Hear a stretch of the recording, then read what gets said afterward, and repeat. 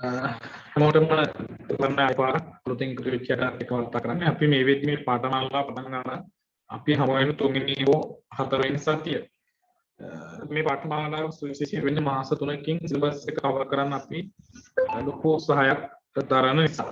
ඒක 100%ක්ම සාර්ථක වෙන්නේ නැති වෙවි සමහර වෙලාවට. මම එකට එකතු වෙන්න පටන් ගත්ත දවසේම කිව්වා මට පොරොන්දු වෙන්න බෑ ඔයාලට ඒකක් අරන් දෙන්නම් කියලා. පැහැදිලිද? හැබැයි මේ මාස 3ක කාලය තුල මට පුළුවන් ඔයාලව යම්කිසි නිවැරදි දිශාවක මඟ පෙන්වීම කරන්න. අන්නේ මඟ පෙන්වීම කරන්න පුළුවන් කියන අදහස තිබෙච්ච නිසා තමයි මම මේ ප්‍රෝග්‍රෑම් එක පටන් අරගෙන තියෙන්නේ. හැබැයි ඒකට සම්බන්ධ වෙච්ච දරුවෝගේ ප්‍රතිඵල කියන සතිය තමයි අද. මම කොහොම සති 4ක් පළ අධ්‍යයනය කරලා 4 වෙනි සතියෙන් පස්සේ මම ඔයාලට කියන්නම් විභාගේ පාස් වෙනවද නැද්ද සහ ඔයාලට ගන්න පුළුවන් ස්ටාර්ට්ස් එක මොනවා හරි කියලා. ඉතින් මම අද ඔයාලට දෙන අභ්‍යාස බලනකොට මම කියනවා ඔයාලා හැමෝගෙම කොහොමද ප්‍රතිඵල කියන්නේ. එතකොට අලුත් අයකට පුංචි ගැටලුවක් ඇති වෙයි. ඒ තමයි කොහොමද අභ්‍යාස කරන්න කියලා. අතකින් ගහනවා නේද ගැටලුවක් නැහැ. අභ්‍යාසයක් එකපාරට පාංචික කළා කොහොමද උත්තර ලියන්නේ සහ ගලපගන්නේ කොහොමද කියලා පටන් ගත්ත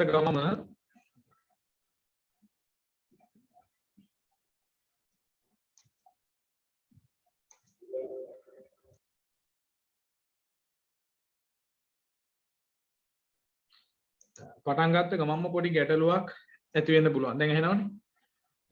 එතකොට අපි ටිකක් වැඩ කරලා බලමු කොහොමද සාර්ථක පිළිතුරක් ලියන්නේ කියලා.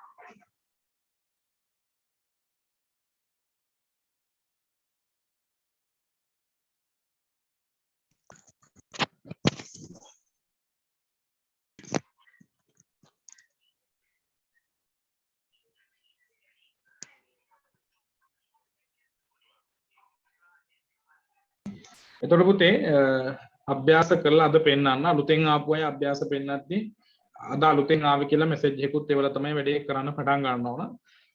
මේ වෙද්දී අපි ආව ගමන් මඟ ගැන කතා කරද්දී අපි ಭಾರತೀಯ සමාජ පසුබිම ගැන කතා කළා. ප්‍රාක් වෛදික යුගයේ කාන්තාව, බ්‍රාහ්මණ යුගයේ කාන්තාව, බෞද්ධ යුගයේ කාන්තාව ගැන කතා කළා. වර්ණ ධර්ම, ස්වධර්ම, ආපාත ධර්ම, ආශ්‍රම ධර්ම, යාගය ගැන කතා කළා. බ්‍රාහ්මණ සම්ප්‍රදාය සහ සමන සම්ප්‍රදාය වෙනස්කම් අපිට කතා කරන්න තියෙනවා. පූර්ණ කස්සප ගැන කතා කළා. මක්ඛලි ගෝසාල ගැන කතා කළා. අජිත කේස කම්බල ගැන කතා කළා. පකුද කච්චායන ගැන කතා කළා.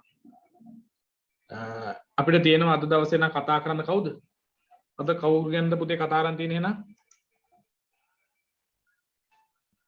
අද කාගෙනද කතා කරන්න තියෙන්නේ?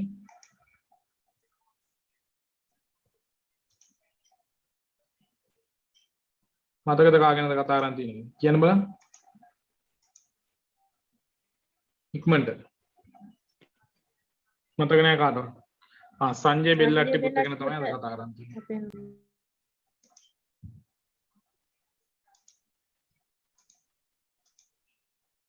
මේ සටහන පේනවද කියලා පොඩ්ඩක් කියන්න ඔයාලා. මම මේ පෙන්නන සටහන පේනවද?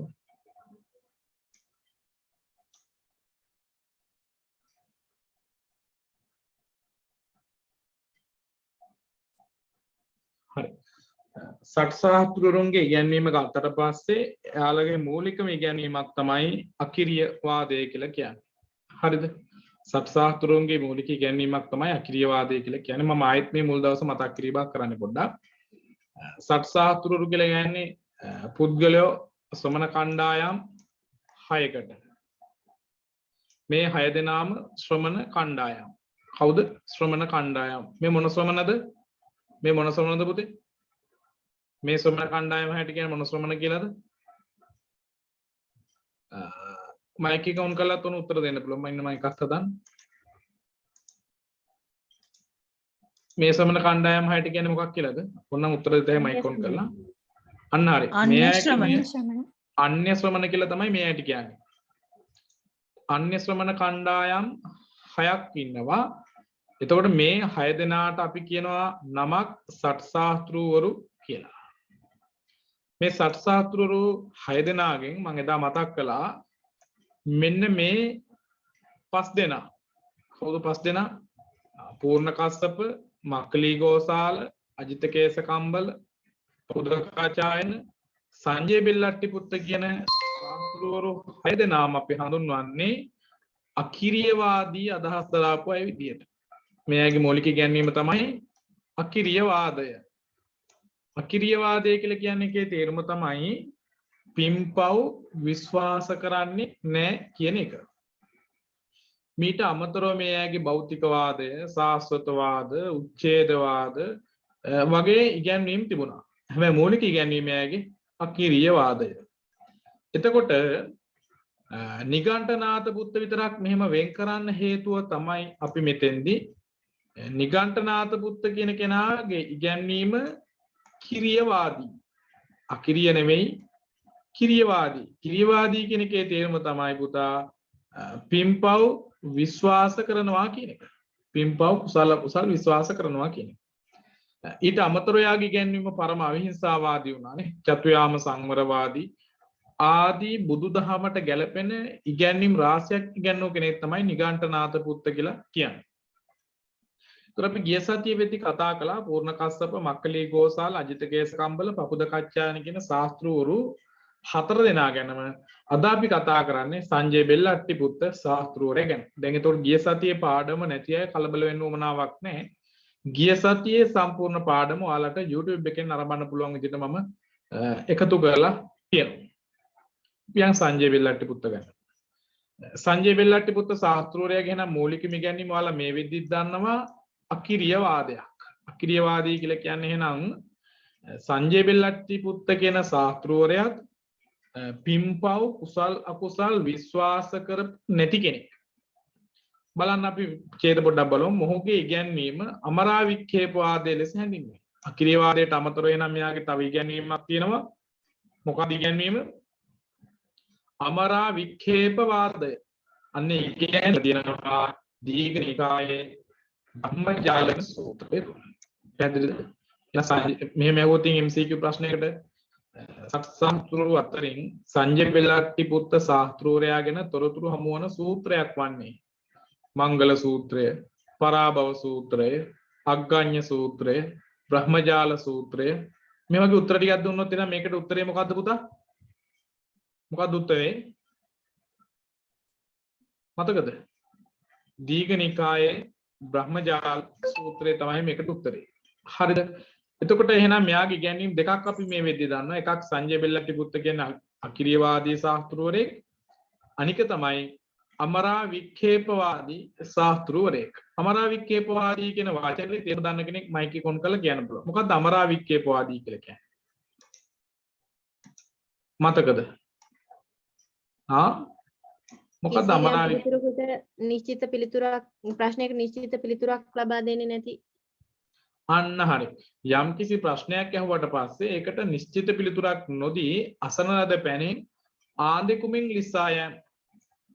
මොකක් හරි ප්‍රශ්නයක් අහුවට පස්සේ ඒ පැනයට පිළිතුරු ලබා නොදී අසන ලද ප්‍රශ්නෙන් ආන්දෙක් වගේ ලිස්සලා යන නිසා මෙයාට කියනවා අමරා වික්ඛේපවාදී ශාස්ත්‍රවරයෙක් කියලා. අපි තව ටිකක් යටට බලමු. මහජනයා වික්ෂිප්තයට පත්වන බැවින් වික්ඛේපවාදයේ ලෙස හැඳින්වෙනවා. අමරා වික්ඛේපවාදය කියලා කියන්නේ මෙයා දෙන උත්තර වලින් මිනිස්සු හොල්මන් වෙලා යනවා. පැහැදිලිද? මෙයා දෙන උත්තර වලින් මිනිස්සු හොල්මන් වෙලා යනවා.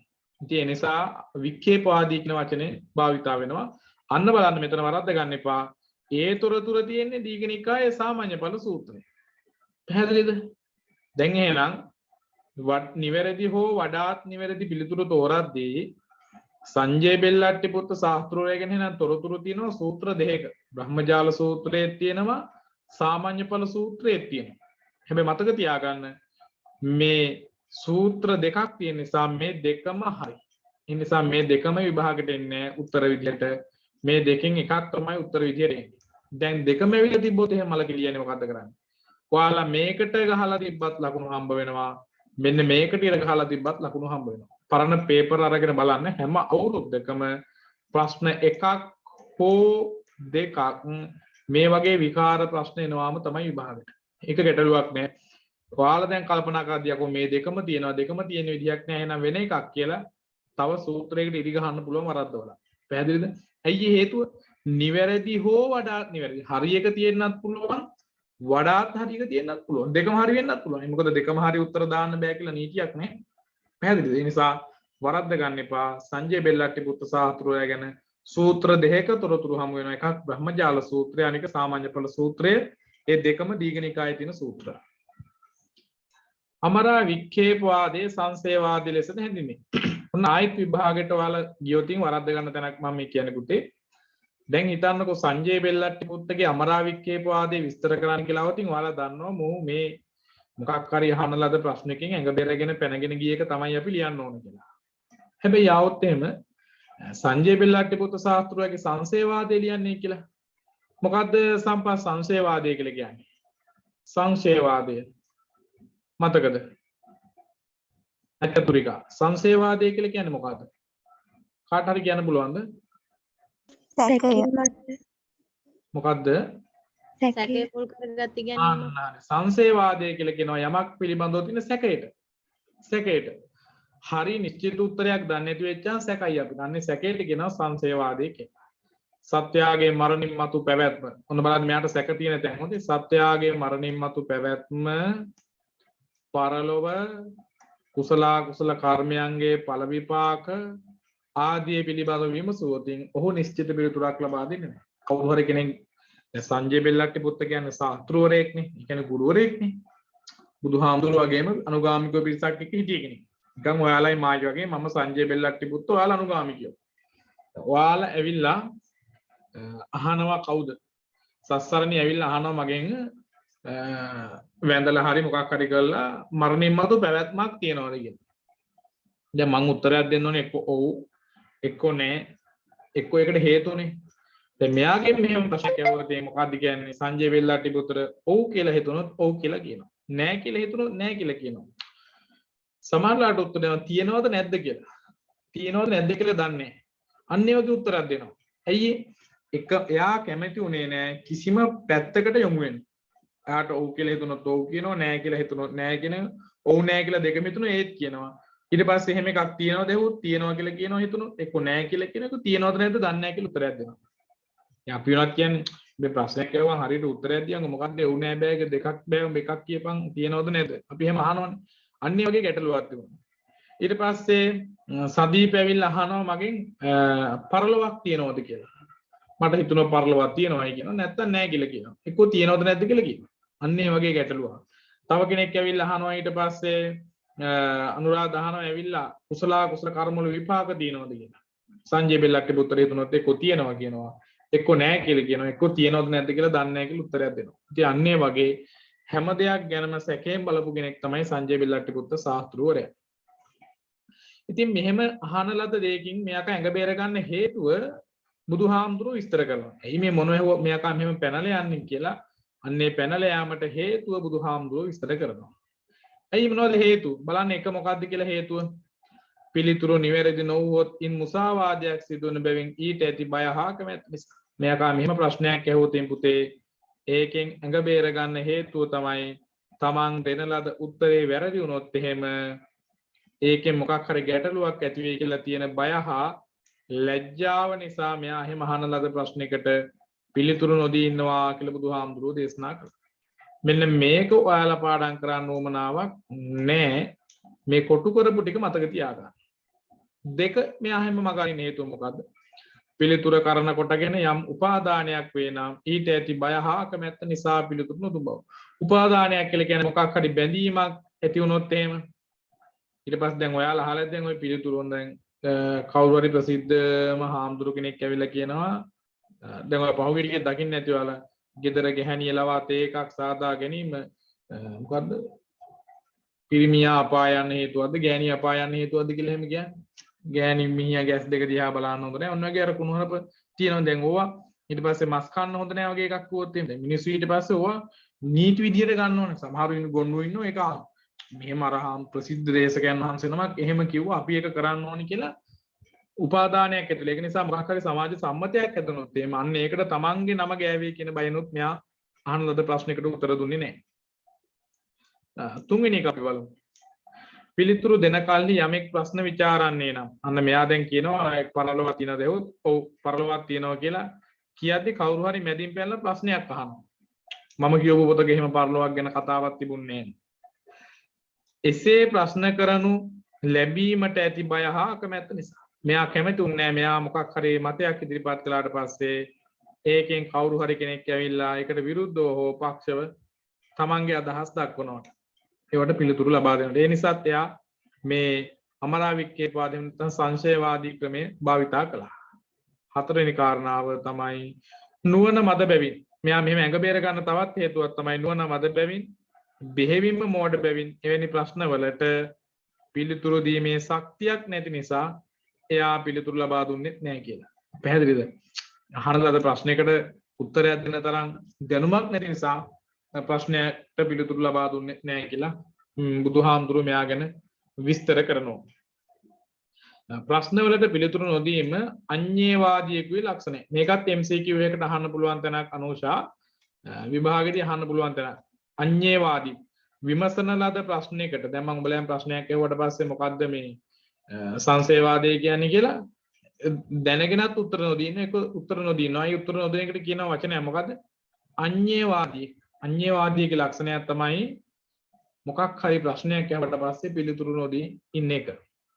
බෙහෙවින්ම අපහැදිලි වූ බුද්ධි ගෝචර නොවුත් මේක ඉගැන්වීම. මේ ඉගැන්වීම පුතේ බොහොම අපහැදිලි ඒ වගේම බුද්ධියට ගැලපෙන්නේ නැති ඉගැන්වීමක්. ඒ වගේම තමයි ශ්‍රාවකයා මුලාවට එළන ඉගැන්වීමක්. මෙයාගේ ඉගැන්වීම පුතේ ශ්‍රාවකයෝ මුලාවට පත් කරනවා. ඇයි ඒ? මෙයා කාගෙන් මොන හරි දෙයක් ඉගෙන ගත්තොත් අමාරු වෙටනවනේ.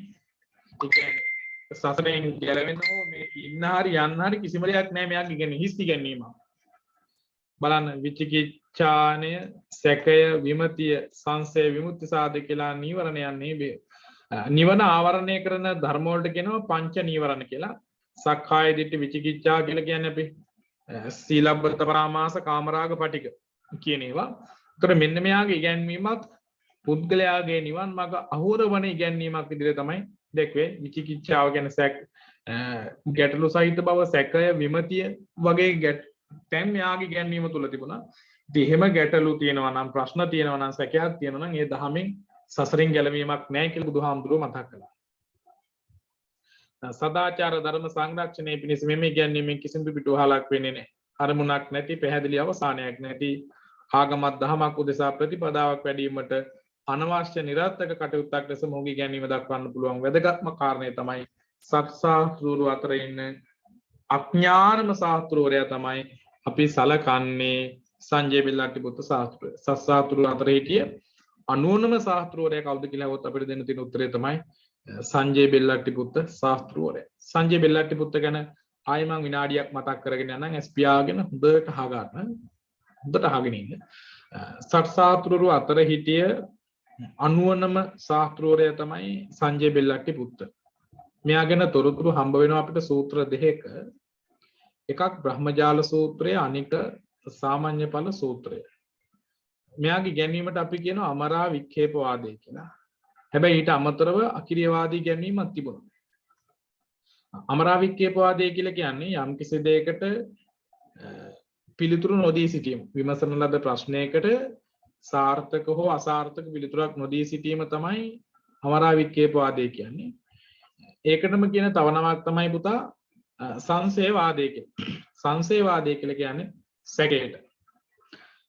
මෙයාකින් යම් කිසි කෙනෙක් ගිහිල්ලා ඇහුවොත් එහෙම මරණින් මතු පැවැත්මක් තියනවද, උපතක් තියනවද, මෙලවක් තියනවද, පරලොවක් තියනවද, කුසල කර්මයන්ගේ ප්‍රතිවිපාක හෝ ඵල මොනවා හරි තියනවද කියලා ප්‍රශ්නයක් ඇහුවොත් මෙයාට ඔව් කියලා හිතුනොත් ඔව් කියලා කියනවා. නෑ කියලා හිතුනොත් නෑ කියලා කියනවා. ඔව් නෑ කියලා හිතුනොත් නැත්නම් නැත ඇත කියන එක. නැත හෝ ඇත කියලා හිතුවොත් එයා නැත හෝ ඇත කියලා පිළිතුරක් ලබා දෙනවා. එහෙම පිළිතුරු ලබා දෙන්න හේතුව බුදුහාමුදුරුවෝ මතක් කරනවා කරුණු හතරක් තුලින්. එක තමයි පිළිතුර නිවැරදි නොවුවොත් ඒකෙන් මුසාවාදයක් වෙන නිසා. තමන් කියන උත්තරේ වැරදුනොත් එහෙම ඒක බොරුවක් වෙන නිසා. දෙක තමයි පිළිතුර කරන කොටගෙන යම් උපාදානයක්, දැඩි ඇලීමක් හෝ මතවාදයක් සමාජයේ තුනොත් ඒකට ඇතිවන අකමැත්ත නිසා. තුන තමයි පිළිතුරු දෙනකොට කවුරු හරි කෙනෙක් මෙයාගෙන් පෙරලා ප්‍රශ්න ඇහුවොත් එහෙම නැත්නම් මොකක් හරි මොකක් හරි කියන්නේ සාකච්ඡාවට ගැටලුවකට ආවොත් එහෙම වාදයකට ආවොත් එහෙම ඒකට තියෙන අකමැත්ත සහ බිය නිසා. හතරවෙනි එක තමයි මෙයා මෙහෙම මග අරින්න හේතුව තමන්ට තිබුණු නුවණ මදි බව නිසා. ඉතින් මේ හේතු ටික නිසා එයාගෙන් මොන හරි ප්‍රශ්නයක් ඇහුවොත් එයා ඒවා මැග හරින්න කොයිලාත් උත්සාහ දරුවා. අන්න එහෙම අසන ලද ප්‍රශ්න වලින් ඇඟ බේරා ගන්න එකට අපි කියනවා අඤ්ඤේවාදියෙකුගේ ලක්ෂණ කියලා. අඤ්ඤේවාදිය කියලා කියන්නේ අහන ලද ප්‍රශ්න වලින් පිළිතුරු නොදී ඇඟ බේර ගන්න එකට. ඉතින් මොහොගේ ඉගැන්වීම ගත්තට පස්සේ බුද්ධි ගෝචර ඉගැන්වීමක් නෙමෙයි. සත්‍යය නිවනට පමුණවන හෝ සසරින් අතමුදවන ඉගැන්වීමකුත් නෙමෙයි. සත්‍යය මුලාවට හෙළන නිකන් ඔය ජීවිතේ නාස්ති කළ දාන කාලකන්ණි කරන ඉගැන්වීමක්. ඉතින් මේ ඉගැන්වීම තුළ තියෙන සැකය විමතිය බය වගේ අදහස් ඒවා පුද්ගලයාට කිසිසේත්ම අවශ්‍ය වෙන්නේ නැහැ. සදාචාර පැවැත්මට හෝ සසර ගමනෙන් එතර වීමට කිසිම ඉඩක් නැති අරමුණක් නැති පැහැදිලි ආරම්භයක් පැහැදිලි අවසානයක් නැති ඉගැන්වීමක් විදියට අපිට සංජය බෙල්ලාට්ටි පුත්තගේ ඉගැන්වීම සලකන්න පුළුවන්. අමරාවික්කේ වාදය කියන්නේ අහන ලද ප්‍රශ්නයකට ආයෙත් මතක් කළොත් ආන්දෙක් වගේ ඉස්සලා යන එක. ආන්දගේ ස්වභාවය තමයි බණ්ඩක්ක වගේ නෙවෙයි ඉස්සලා යනවා. අන්නේ වගේ තමයි මොකක් හරි ප්‍රශ්නයක් આવොත් මෙයා අහන ලද ප්‍රශ්නෙන් ටික් ගාලා ඇඟ බේර ගන්නවා. මම හිතනවා ඔයාලා හැමෝටම මේක පැහැදිලි ඇති සහ තේරුණා කියලා. කැමති දැනගන්න මේ කොටස තේරුණාද නැද්ද කියලා. එක මැසේජ් එකක් දාන්න ඒක ඕන් කරලා කියන්න. සංජය බෙල්ලට්ටි පුත්ත ගැන තේරුණාද නැද්ද? නිදි ටෙස්ට් එක පියාගෙන. තේරුණා කියලා කියනවා. අලුතෙන් ආපු අයට තේරුණාද? අලුතෙන් ආපු අයට තේරුණාද? මොකද කියන්නේ මේකට පොඩ්ඩක් ලියලා බලමුද? පිළිතුරක් ලියලා බලමුද අපි මොකද වෙන්නේ කියලා. ලකුණු 6ක විතර පිළිතුරක් ලියලා බලමුද?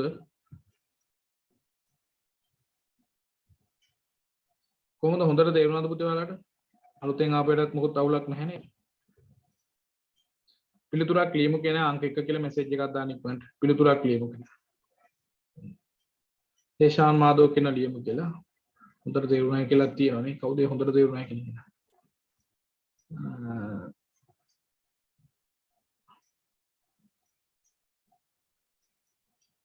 පුතේ මේ වෙලාවට අපි කරමු රෙකෝඩ් එක ගමු. ඔයා පුළුවන් වෙලාවට ජොයින් වෙන්න ගැටලුවක් නැහැ. ලියමුනේ. හරි. එහෙනම් මම මේ කියන විදිහට තමයි වැඩ කරන්නේ. මුලින්ම පන්තියට ආපු අය අලුත් පිටුවක් පෙන්නගෙන ඒකේ අංක 1 ඉලක්කම ලොකුවට දාන්නකෝ. මම කියන විදිහට වැඩ කරන්නේ. ඔයාලට ඕන විදිහට වැඩ කරන්නේ නැහැ මේ පන්තියේ. අද පන්තියට මුලින්ම ආපු අය අලුත් පිටුවක් CR පිටුවක් පෙළ ගන්න. ඒකේ අංක 1 කියලා මැසේජ් එකක් දාන්න. අද ආපු අය. ඊට පස්සේ පිළිවෙලින් දෙවෙනි සතිය ආපු අය අංක 2, තුන්වෙනි සතිය ආපු අය අංක 3, හතරවෙනි සතිය ආපු අය අංක 7. පහක් කලේ නෑ. පහක් ආපු කවුරු ඉන්නේ අංක 5 කියලා දාන්නකෝ. මම මේ කතා කරන්නේ රිවිෂන් එකේ ඉන්නේ නැහැ. හොඳේ. අපි අනිත් පන්ති නෑට මේ පුතී ඉරිදයි නෑයට හෝ එයාටත් කැමති නම් ලියත හැකි ගැටලුවක් නෑ. උන්වන්ට මේ කතා කරන්නේ ඉරිදයි නෑයට, සෙන්සුරාදා නෑයට, රිවිෂන් බදාදා නෑයට නෙමෙයි. අද සිකුරාදා පන්තියේ මගේ ඉන්න අය මුලින්ම ආපු අය අංක 1, සති දෙකක් ආව නම් 2, තුනක් ආව නම් 3, හතරක් ආව නම් 4, පහක් නම් 5, හයක් නම් 6, හතක් නම් 7. දැම්මද? ඊට පස්සේ ඔයාලගේ නම ලියන්න ලොකුවට. ඔයාලගේ නම ලියන්න. ලොකුවට ලියන්න. මොකද ෆොටෝ ගහලා එවද්දි පේන්න තියෙනවා. අදාව නම් අංක 1. ලොකුවට නම ලියන්න. හරි. එහෙනම් හැමෝගෙම දැන් පොතේ ඇති තමන් පන්තියට ඇවිල්ලා සති කීයද කියන එකේ අංකය ලොකුවට ඔයාලගේ නම ලියවිලා ඇති. පුළුවන් අය කැමරා ඔන් කරගන්න. පුළුවන් අය කැමරා ඔන් කරගන්න. මම රෙකෝඩ් එක නවත්වනවා බය වෙන්න එපා. පොඩි හාමුදුරුවෝ මාත් එක්ක එකතු වෙන දෙවෙනි දවසේ පොඩි හාමුදුරුවෝ වැඩි කීපයක් කළා තියෙනවා. එකක් තමයි තරු ලකුණු දාලා තිනවා ප්‍රශ්නාංක දාන්න පැත්තේ.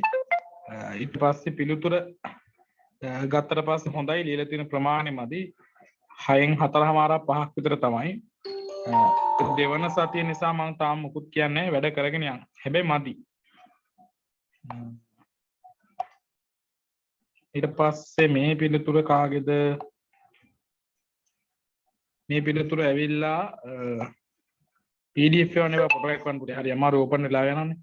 පළවෙනි සතිය ආපු පියුමි ඉරේෂා පෙරේරාගේ ලකුණු 6ක ප්‍රශ්නයකට මදි උත්තරේ ගත්තට පස්සේ මදි පුංචි හැඳිනීමක් වෙලා තියෙනවා පුංචි වැඩක් කරන්න උත්සාහගෙන තියෙනවා කරුණු මදි ගොඩක් මහන්සිලා බලමු හතරවෙනි දවසේ අපි කොහොමද බලමු දැන් මදි කුණු දෙකක් තමයි දෙන්න පුළුවන් හිතවුල් කරගන්න එපා මම ඇත්තම තොරතුරු ඉතින් මේ කියන්නේ මෙතනින් බොරු කියන්න පුළුවන් මට ඔයාලට මෙච්චරක් පුළුවන් අච්චරක් පුළුවන් කියලා එහෙම බොරු කියන වැඩක් නැති නිසා තමයි ඇත්තම සිද්ධිය මම මේ කියන්නේ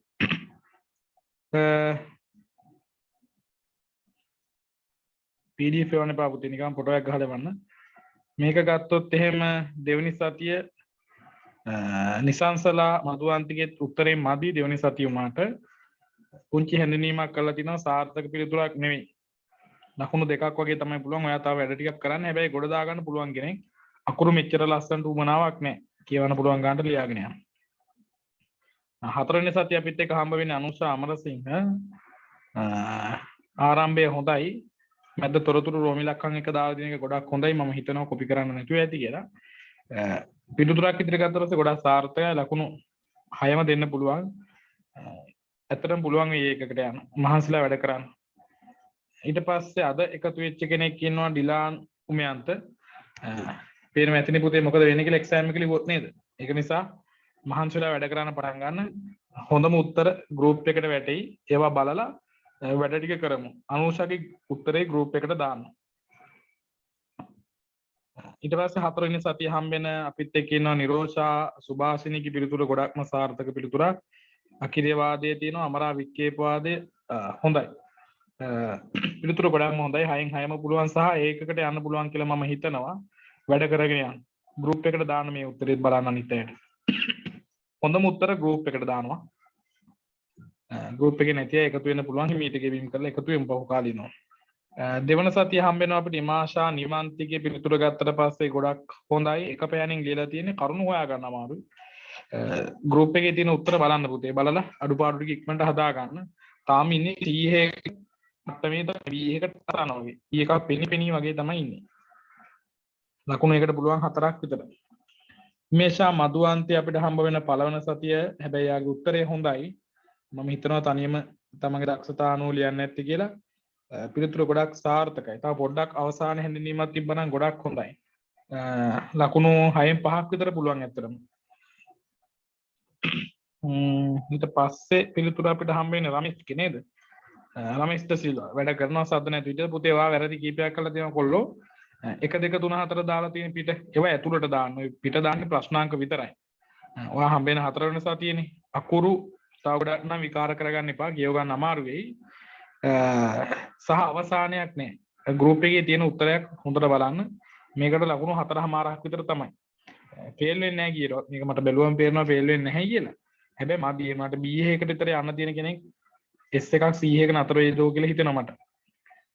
තාක්ෂිරා දිසානායක අපි හම්බ වෙන දෙවන සතිය අවසන් වෙලා තියෙන අතර මැද වෙලාව මදි වෙන්නේ නැති සමහර වෙලාවට ලකුණු 4ක් දෙන්න පුළුවන් ලියලා තියෙන ටිකට ලියලා තියෙන ප්‍රමාණය ලියලා තියෙන ක්‍රමය හොඳයි ප්‍රමාණි මදි සහ අවසන් කර තියෙනේදී වැරදි වහාම ගෲප් එකේ තියෙන හොඳ උත්තරයක් බලන්න තාම ඉන්නේ ඔයත් B එකකට ආසන්න වගේ ගේමක් ගහ ගන්න පුළුවන් කෙනෙක් හරිද ඊට පස්සේ පළවෙනි සතිය අපිට හම්බ වෙනවා සකුන්තලාගේ අකුරු හොඳයි කරුණු කීපයක් 3ක් විතර ලියවිලා තියෙනවා පළවෙනි ඡේදය හොඳයි ලියලා තියෙන ප්‍රමාණය මදි සහ මීට වඩා කරුණු ලියවෙන්න ඕන අකුරු ලස්සන පැත්තකට දාලා වේගින් ලියන්න පටන් ගමු වැඩ ටිකක් කරමු අපි ඉස්සරහදී කියන්න මොන වගේ තැනකට යන්න පුළුවන් වේද කියලා සඳුනි ඒකනායක අපිත් එක්ක හම්බ වෙන 4 වෙනි සතිය පිළිතුර සාර්ථකයි හොඳයි පරලොවක් ඇද විස්තර වෙලා තියෙනවා හොඳයි ගොඩක් සාමාන්‍ය පර සූත්‍රයේ තියෙන විස්තර ඒක ගෲප් එකට දාන්න 6න් හැම පුළුවන්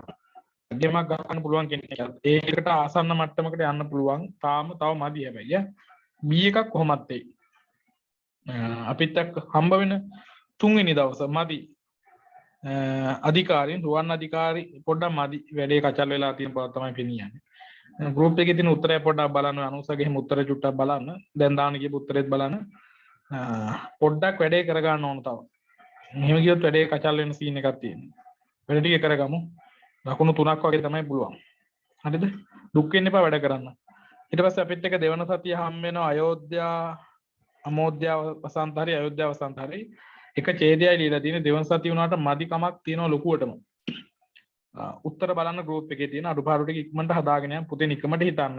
උඹලා විභාගයට මෙහෙම ලිව්වොත් මොකද වෙන්නේ කියලා. හරිද? මදි ලකුණු දෙකක් දෙකමාර උපරිම තුනක් දෙන්න. එක්සෑම් ලියන්න ඔයාලා තමයි යන්න හිතන් ඉන්නේ. නිමේෂා සෙව්මිනි අපිත් එක හම්බ වෙන තුන්වෙනි සතියේ උත්තරේ හොඳයි. පැහැදිලි ෆොටෝ එකක් ගහලා ගෲප් එකට දැම්මට කමක් නැහැ. ලකුණු 5මාරක් 6කට ආසන්න ප්‍රමාණයක් පුළුවන්. BA එක දැන්ටත් ඉන්නවා කියලා හිතෙනවා. ඒකකට යන්න පුළුවන් මේ වැඩ කළොත් එහෙම. ඊට පස්සේ අපිත් එක්ක හම්බ වෙන පළවෙනි සතියේ ජීජී තතුරිකා ලස්සන ෆොටෝ එක ගහලා එවන්න ඕන ඉන්න දවසේ කියව ගන්න පුළුවන් වෙන්නේ. අකුරු මීට වඩා කජා කරගන්න එපා. කරුණු හොයා ගන්න බෑ. කරුණු හොයන්න ඉක්මනට ගෲප් එකට එකතු වෙච්ච දවසේම උත්තර ටික බලන්න. උත්තර සාර්ථක උත්තර බලලා අඩුපාඩු හදාගමු. ලකුණු 3ක් 2මාරක් තමයි ඉක්මනට අපි හැදෙමු. හරිද?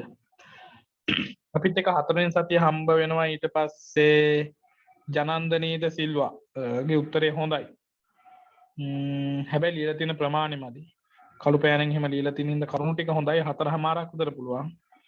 ඒ වුණාට C එකක් වගේ තමයි වැඩ කරන්න මේ ගොඩක්. නැත්තම් වැඩේ S එකක් වෙන්නත් පුළුවන්. හරි. කරගන්න පුළුවන් කෙනෙක් වැඩ.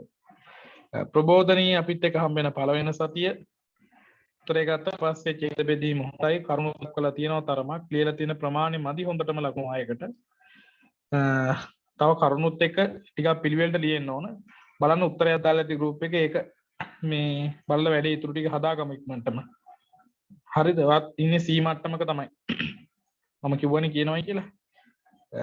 සංජය බෙල්ලට්ටි පුත්ත ගැන ලියලා තියෙනවා. ඒකේ නමක් නැහැ, කීවෙන සතියද කියලාත් නැහැ. පසින්දු මං හිතන්නේ. ඒ අඩුපාඩු හදාගන්න උත්තරේ තරමක් හොඳයි. මට හිතා ගන්න බෑ කීවෙන සතියද එහෙම කියලා. මං හිතන්නේ ගෲප් එකේ ඉන්න කෙනෙක්. ඉරේෂා පියුමාලි ගත්තට පස්සේ අපිත් එක්ක හම් වෙන පළවෙනි සතියේ ඒ වගේම වැරදි කිහිපයක් කරලා තියෙනවා. ඒ තමයි තරු ලකුණු දාලා තියෙනවා මාජින් එකේ ප්‍රශ්නාංක දාන පැත්තේ. ඊට පස්සේ අකුරු ගොඩක් හොඳයි. අකුරු හොඳ නිසා සහ හයිලයිට් මේ මොකද ටිපෙස් කරන්න ගිහිල්ලා වැඩේ කචල් කරගත්ත බව තමයි පේන්නේ. පට ගාලා කරුණු වෙන් කරලා ලස්සනට ලියාගෙන යනවා. හැමෝටම පන්ති වුණාට පස්සේ හොඳ උත්තරයක් ඉල්ල ගන්න පුළුවන්. හාමුදුරුවෝ ගෲප් එකට දාන්න කියාපු උත්තරේ මට එවන්න කියලා ගෲප් එකේ නැතිය ඉල්ල ගන්න. පන්තිය හොඳ නම් ඉදිරියට ගෲප් එකට එකතු වෙන්න. හතරවෙනි සතියේ උමන්දා ඉදුමිනිගේ උත්තරේ බලපු ගමන් පේනවා ගොඩක් හොඳයි කියලා. ලකුණු 6ම පුළුවන්. මේ උත්තරේ තව පුළුවන් නම් පැහැදිලි ෆොටෝ එකක් ගහලා ගෲප් එකට දාන්න චුට්ටක් පැහැදිලි මදි. නමක් නැති පළවෙනි සතියේ ආපු කෙනෙක් ඉන්නවා. කවුද මන්ද? මට ඉතින් 277 අන්තිමට නම්බර එක 075 එකක්. එයා ඉතින් වැඩ කරන්න පටන් ගත්තොත් ගොඩ දාලා දෙන්න පුළුවන්. හොඳ. ඒ විශ්වාසය තියෙනවා නම් එකතු වෙන්න. එච්චරයි කියන්න තියෙන්නේ. සදීප දිල්ෂාන් මොකද හතරවෙනි සතිය කෝල සදීප කවුද?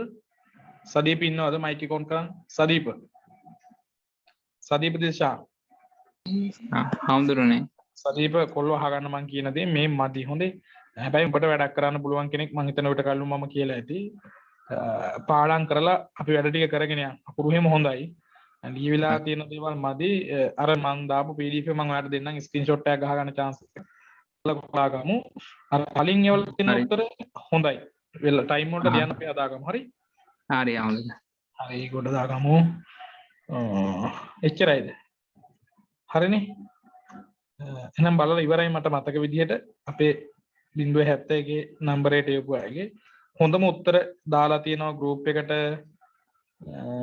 හොඳයි. නිරෝෂා සුභාසිනීගේ උත්තරේ හොඳයි ගෲප් එකට වැල්ලා තියෙනවා. ඊට පස්සේ අනුසා අමරසිංහගේ උත්තරේ හොඳයි ගෲප් එකට වැටිලා තියෙනවා. සඳුනි ඒකනායකගේ උත්තරේ හොඳයි ගෲප් එකට වැටිලා තියෙනවා. මේක කායේද? ඊට පස්සේ නිමේෂා සෙවමිගේ උත්තරේ හොඳයි ගෲප් එකට වැටිලා තියෙනවා. ඔය විදිහට තමයි වැඩ ටික වෙලා තියෙන්නේ. දැන් කවුද චතුගේ උත්තරේ නැති වෙන හේතුවක් නැහැ. මම හිතන නම නැති කවුරු හරි ඉන්නනම් ඒ කාගේ හරි වෙන්නේ නැති. ඒවේ අඩුපාඩු ටික ඉක්මනට හදාගමු. හාමුදුරනේ 77 නම්බරයට එව්වේ. මේ මගේ බෑ 74 එපා පුතා. මම ඒක පාවිච්චි කරන්නේ නැහැ මේ වෙලාවට. මම දාලා ඇති 70.7 නම්බරයක් උඩ අන්න ඒකට දාන WhatsApp වලට. හරි. අනිත් අයගේ ඒවා මම පස්සේ බලන්නම්. මේ කාසිකින්නේගේ උත්තර මම හිතනවා ගොඩක් හොඳ ඇති කියලා. තව ගොඩක් උත්තර තියෙන අනිත් ගෲප් එකකටත් ඇවිල්ලා ඒ ටික මට බලන්න විදියක් නැහැ මේ වෙලාවේ. මම පස්සේ බලලා අනිවාර්යෙන් ලකුණු කියන්නම්. තමන්ගේ උත්තරේ බලා ගන්න උවමනයි නම් ආයෙත් පාරක් කියන්නේ මෙන්න මේ නම්බර එකට එවන්න WhatsApp වලට 0.7 48යි 42යි 692ට WhatsApp දාන්න. ඉතින් මම නම්බර කොපි කරලා දාන්න. ඒක කොපි කරලා දාන්න ටෙක්ස්ට් බොක්ස් එකට පේන හැමෝටම. ඒක කට්ටිය බලා ගන්න පුළුවන් මෙන්න මේකට දාන්න එක දාන්න. හරි. එතකොට මේ විදිහට කතා කරමු. අපේ ඉන්නවද නිරෝෂා සුභාසිනී? කවුද නිරෝෂා සුභාසිනී? නිරෝෂා සුභාසිනී කොහොමද පන්තියේ තොරතුරු ටික මොකද හිතන්නේ? මම මුලින්ම ආවේ ආමුද්‍රෝ මේ නිකන් ලින්ක් එක දාපු එකට ඊට පස්සේ දෙවෙනි සතිය වගේම තමයි මේ පීස් ගෙවලා ආවේ. හොඳටම හොඳයි. පළවෙනි උත්තරේ මම මුලින්ම ලිව්ව වැරදි ගොඩක් කිව්වා ආමුද්‍රෝ. ඒ වැරදි ඔක්කොම හදාගෙන තමයි අද මේ තත්ත්වෙන් ඉන්නේ. ගොඩක් පිං ආමුද්‍රනේ ඒකට. හරි. අවුලක් නැහැ නේද? හොඳයි. වාගේ උත්තරේ ගොඩක් හොඳයි. ලොකු ගමනක් යන්න පුළුවන් වෙයි කියලා මම හිතනවා. ඊට පස්සේ අනුෂා අමරසිංහ කතා කරන්නේ හොඳ උත්තර ලිව්වම කතා කරන්න වෙනවා. තප්පර දෙක තුනකින් කියන්නේ මොකද්ද හොඳ නරක කොහොමද වැඩ ටික කරගන්න පුළුවන්ද කියලා. ඔව් හාමුදුරුවනේ ඇත්තටම මේ ගොඩක් හොඳයි. මමත් සති 4කට උඩදී තමයි මේ ක්ලාස් එකට ජොයින් වුණේ. මුලදී ගොඩක් වැරදි තිබුණා. දැන් ඇත්තටම සාර්ථක පිළිතුරක් ලියා ගන්න පුළුවන් මට්ටමක ඉන්නවා කියලා හිතෙනවා. ඕකේ සතුටුයි ගොඩ දා ගන්න පුළුවන් ආ. කිසි දෙයකට බය වෙන්න එපා. ඊට පස්සේ සඳුනි ඒකනායක කවුද? සඳුනි ඒකනායක. ඔව් හාමුදුරුවෝ. කොහොමද තාත්තේ මොකද හිතේ? ඇත්තටම ගොඩක් හොඳයි. උනන්දුවක් ඇති වෙනවා. ඒකට යන්න පුළුවන් වෙයි කියලා හිතෙනවා. ඔව්. තව චූට්ටක් වැඩ ටික කරන්න. දැන්ට ගොඩක් හොඳයි යන ක්‍රමය. හරි. ඊට පස්සේ නිමේෂා සෙවමිනි කවුද? නිමේෂා සෙවමිනි. හාමුදුරුවනේ ගොඩක් හොඳයි. ඔව්. තේරෙනවා ගොඩක් හොඳයි. මොකද අවුලක් නැහැ නේද? කියන එක හොඳටම තේරෙනවා. හරි. එහෙනම් මේ නිමේෂ තා චුට්ටක් වැඩ මහන්සිලා කරන්න. වැඩිපුර තා පොඩ්ඩක් ලියන්න අත හදාගන්න ස්පීඩ් එක වෙන අඩුපාඩු නැහැ මොකුත්. ඊට පස්සේ කවුද මේ උමන්දා ඉඳුමිනි කවුද? උමන්දා ඉඳුමිනි. හාමුදුරුවනේ ඇත්තටම මට 4 වෙනි දවස් තමයි මම මේ ඉන්නේ. මගේ පළවෙනියට එනකොට නම් ගොඩාක් ලියන්න අමාරු තත්ත්වයක් තිබ්බා. නමුත් හාමුදුරුවන්ගේ YouTube එකේ වීඩියෝස් බලලා මේ ඒක හදාගන්න පුළුවන් වුණා. ඇත්තටම හාමුදුරුවන්ට ගොඩක් පිං. හරි. ඕකේ. එහෙනම් වැඩසටහන දැන්ට ඉවරයි. අඩුපාඩු තවත් කවුරුහරි උත්තරේ වෙන්න නම් මම දැන් බලලා කියන්නම්. ඊට පස්සේ එවලා දිනවා චතු අලුත්ගේගේ උත්තරේ මම හිතන පරණ ගෝලයක් ආයෙ පාරක් ඇවිල්ලා තියෙන අපිත් එක්ක එකතු වෙන්න. හොඳයි. පිළිතුරු හොඳයි. වැඩක් කරගන්න පුළුවන්. අතාරින්න එපා. ආයෙ පාරක් එක දිගට මේ හුස්මට මාස 3යි ගණන් හැදුවත් මාස 3යි. වැඩ ටික කරගෙන යන්න. හරි. ලොකු වැඩක් කරගත හැකියි. අතාරින්න එපා වැඩේ. සිරෝමා සඳමාලි ගත්තට පස්සේ වෙන්දට වඩා උත්තරේ අසාර්ථකයි. වෙන්ද ඔයාට වැඩි වැඩ කරන කෙනෙක්. හැබැයි පාස් වෙන මිනිස්සෙක් අනාගන්න නැතුව වැඩ ටික කරගෙන යන්න. ගත්ත වෙලාවත් එක්ක උත්තරේ අසාර්ථකයි. ඊට පස්සේ කවිෂ්ක සහන් ගොඩක්ම හොඳයි. හැමදේම හොඳයි. කිසිම ගැටලුවක් නැහැ. කවිෂ්ක සහන් කොහොමවත් පාස් වෙන කෙනෙක්. මම යාට ඉස්සරින්දම කියනවනේ. බොරුවට කියනව නෙවෙයි අම්මා. අම්මනේ උදව් කරන්නේ ගොඩක් එහාට මේ හොඳටම හොඳයි. කොල්ල පාස් වෙයි අනිවාර්යෙන්. තව උනන්දු කරවන්න අතාරින්න එපා. මෙච්චර කට්ට ගන්න එකේ අන්තිමට මෙයාව අරගෙන යන්න. හරි. එහෙනම් අපි ඊළඟ පාඩමත් එක්ක එකතු වෙමු. අපි නිගණ්ඨය ගැන තමයි කතා කරන්න හදන්නේ. අලුතෙන් ආපු අය දුක් වෙන්න එපා බල. කැමති නම් මේකට වරෙල්ලා. කැමති නම් නැතිනම් පුළුවන් හැම කිසි ප්‍රශ්නයක් නැහැනේ. අකමැත්තෙන් තිත්ත බෙහෙත් පොවන්නේ නැහැ මම. වැඩ කරන අයක කොහොම තමයි වැඩ. ඉතින් group ඔයාලා try කරන්න ඕන තමන් ලියන උත්තර group එකට ඔබා ගන්න. ඔයාලා ලියන උත්තරයක් group එකේ වැටෙනවා කියලා කියන්නේ අනිවාර්යයෙන්ම ඔයාලා පාස් කියන්නේ. හරි. එහෙමයි එක්කෙනෙකුට පුතේ විශේෂයෙන් සලකන්න හේතුවක් එහෙම නැහැ. වැඩ කරන හැමෝම හොඳට වැඩ කරන්නේ කවුද මම දානවා group එකට. හරි. ජීවම රෙකෝඩ් එකක් දාගෙන ඉන්න බය වෙන්න එපා. let's go.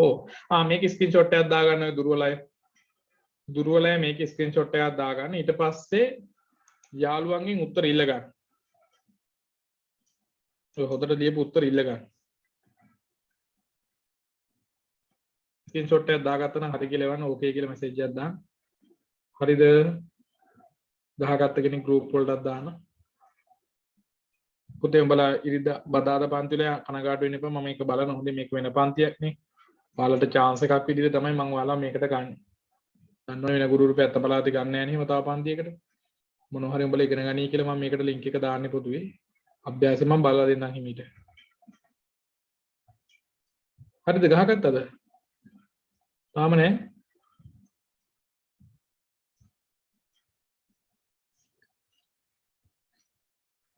වෙනස් කරනවා. ස්ක්‍රීන්ෂොට් එකක් දාගත්තනේ නේ.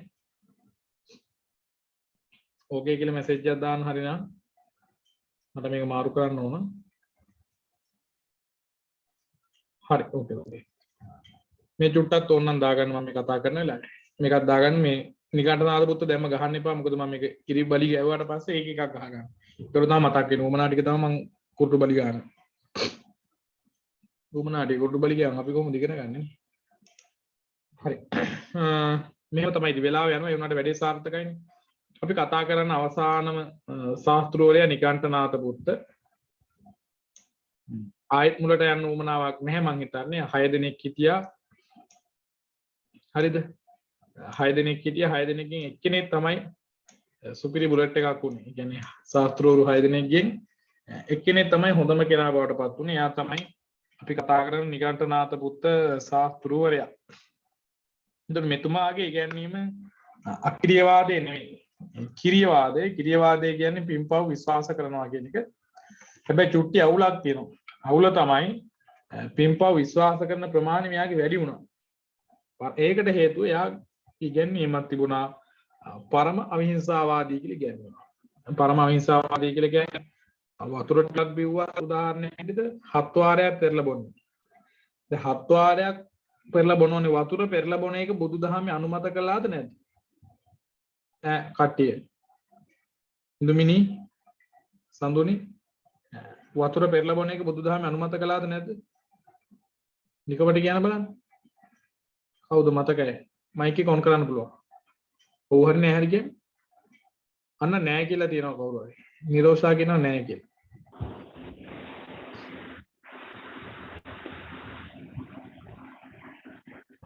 කවුද රේඩියෝ channel වලින් අනුමත කළා නේද? පෙරහංකඩ තියෙන්නේ.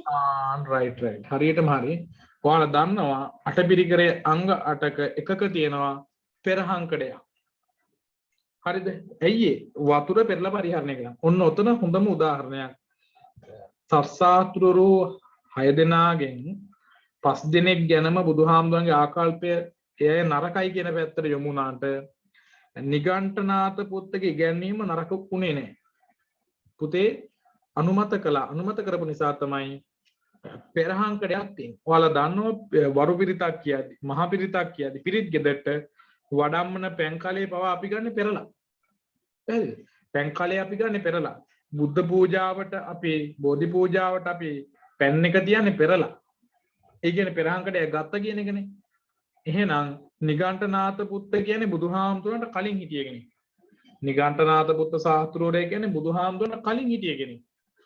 කලින් හිටිය කෙනෙක් කියන්නේ බුදුහාමුදුරන්ට කලින් යා පෙරහංකඩේ පාවිච්චි කළේ. හැබැයි බුදුහාමුදුර ඒක අනුමත කරලා තියෙනවා. එහෙනම් කියන්න තිබුණා නිගණ්ඨයා පෙරහංකඩේ භාවිතා කළාට භික්ෂුන් වහන්සේලා පෙරහංකඩ භාවිතා කරන්න උවමනාවක් නැහැ කියලා. එහෙනම් එන්න එක තැනක් බුදුදහම මෙයාට විරුද්ධව ගියේ නැහැ කියන එක. ඊට පස්සේ දැන් නිගණ්ඨනාත පුත්ත ගත්තට පස්සේ කිරියවාදී කියලා කියන්නේ පින්පව් විශ්වාස කරනවා කියන එක. ඒකට එකතු වෙනවා පරම අවිහිංසාවාදී කියලා එකක්. අපි හිතන් ඉන්න දැන් මම නම් මාක්ස් එකක් මුලින්ම දැම්මේ කොරෝනාවට පස්සේ. මාක්ස් එකක් මුලින්ම දැම්මේ කොරෝනාවට පස්සේ මීට අවුරුදු 2කට විතර කලින්. හැබැයි මුලින්ම මාක්ස් එකක් භාවිතා කරපු කෙනා කවුද ලෝකේ? මම දන්න විදිහට නිගණ්ඨනාත පුත්ත.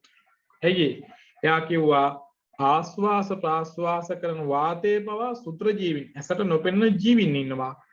ඒ අය අපි හුස්ම ගනිද්දි මරණයටපත් වෙන්න පුළුවන්. පැහැදිලිද? අන්න ඒ නිසා මුඛවාඩම බැඳගෙන හිටියා. හරිද? ඒ නිසා නිගණ්ඨනාත පුත්ත මුඛවාඩම බැඳගෙන හිටියා. එතකොට සුත්‍ර ජීවින් නාසයෙන් ඇතුළේ මරණයටපත් වෙන්නේ නැහැ කියන අදහසක නිගණ්ඨනාත පුත්ත හිටියා. පැහැදිලිද එහෙනම්? ඒක ලෝකෙ මුලින්ම භාවිතා කළේ නිගණ්ඨනාත පුත්ත. ඊට පස්සේ එයා ගමන් යද්දි පිස්නාවක් කරගෙන අපි කියන්නේ ඉලපතක් වගේ එකක් අරගෙන මාර්ගයේ දෙපස පිරිසුදු කර කර තමයි අඩියක් දෙකක් හරි ඉස්සරහට ගියේ. ඇයි පයට පෑගිලා පුංචි කෘමි සතුන් මරණයටපත් වෙයි කියලා. උන්නේ වගේ පරම අවිහිංසාවාදී. අවිහිංසාවාදයේ පරම අන්තිමටම ගිය කෙනෙක් තමයි නිගණ්ඨනාථ පුත්ත ශාස්ත්‍රූරයා. එතකොට කෙනෙකුට උත්තර දෙන්න පුළුවන් කවුද මේ ජීවා?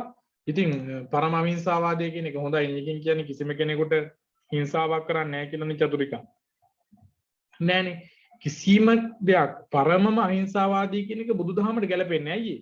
බුදුදහම කියන්නේ මධ්‍යම ප්‍රතිපදාව කියලා එකක්. පැහැදිලිද? බුදුදහමේ තියෙන මධ්‍යම ප්‍රතිපදාව කියලා එකක් නේ. ඒතකොට ඒකට පැත්තක් කරන්නෙම නැහැ කියන එක ගැලපෙන්නේ නැහැ. කරනවාම කියන එක ගැලපෙන්නේ නැහැ. අතරමැද වෙන්න පුළුවන් හැබැයි හිතලා නෙමෙයි. ඒතර ඔන්නේ වගේ ඉගැන්වීමක් තමයි පුතේ නිගණ්ඨනාථ පුත්තගේ පරම අහිංසාවාදය කියලා අපි සාකච්ඡා කරන්නේ.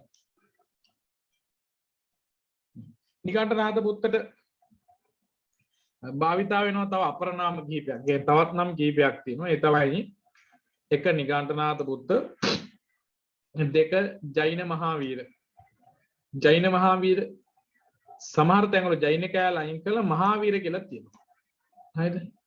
එක නිගණ්ඨනාථ පුත්ත කියලා කියනවා, ජෛන මහාවීර කියලා කියනවා, මහාවීර කියලා කියනවා, වර්ධමාන මහාවීර කියලා කියනවා. හරිද?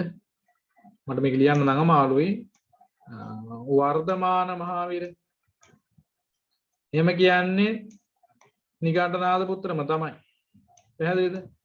වර්ධමාන මහාවීර කියලා කියන්නේ නිගණ්ඨනාථ පුත්‍ර. බං නිගණ්ඨනාථ පුත්‍ර නම් කීපයකින් ප්‍රශ්නෙට අහන්න පුළුවන් විභාගෙට.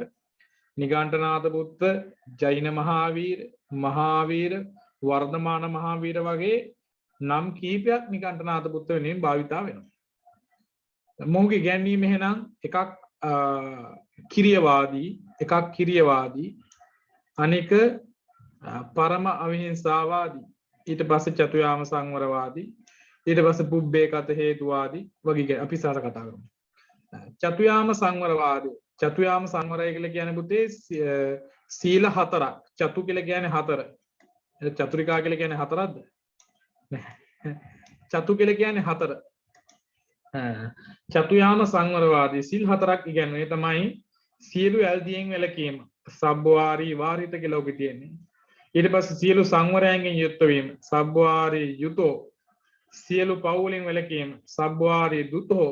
මොක්ෂේ ස්පර්ශ කිරීම. සබ්බවාරී පුටෝ කියලා ඔකේ ඉගෙනුවා.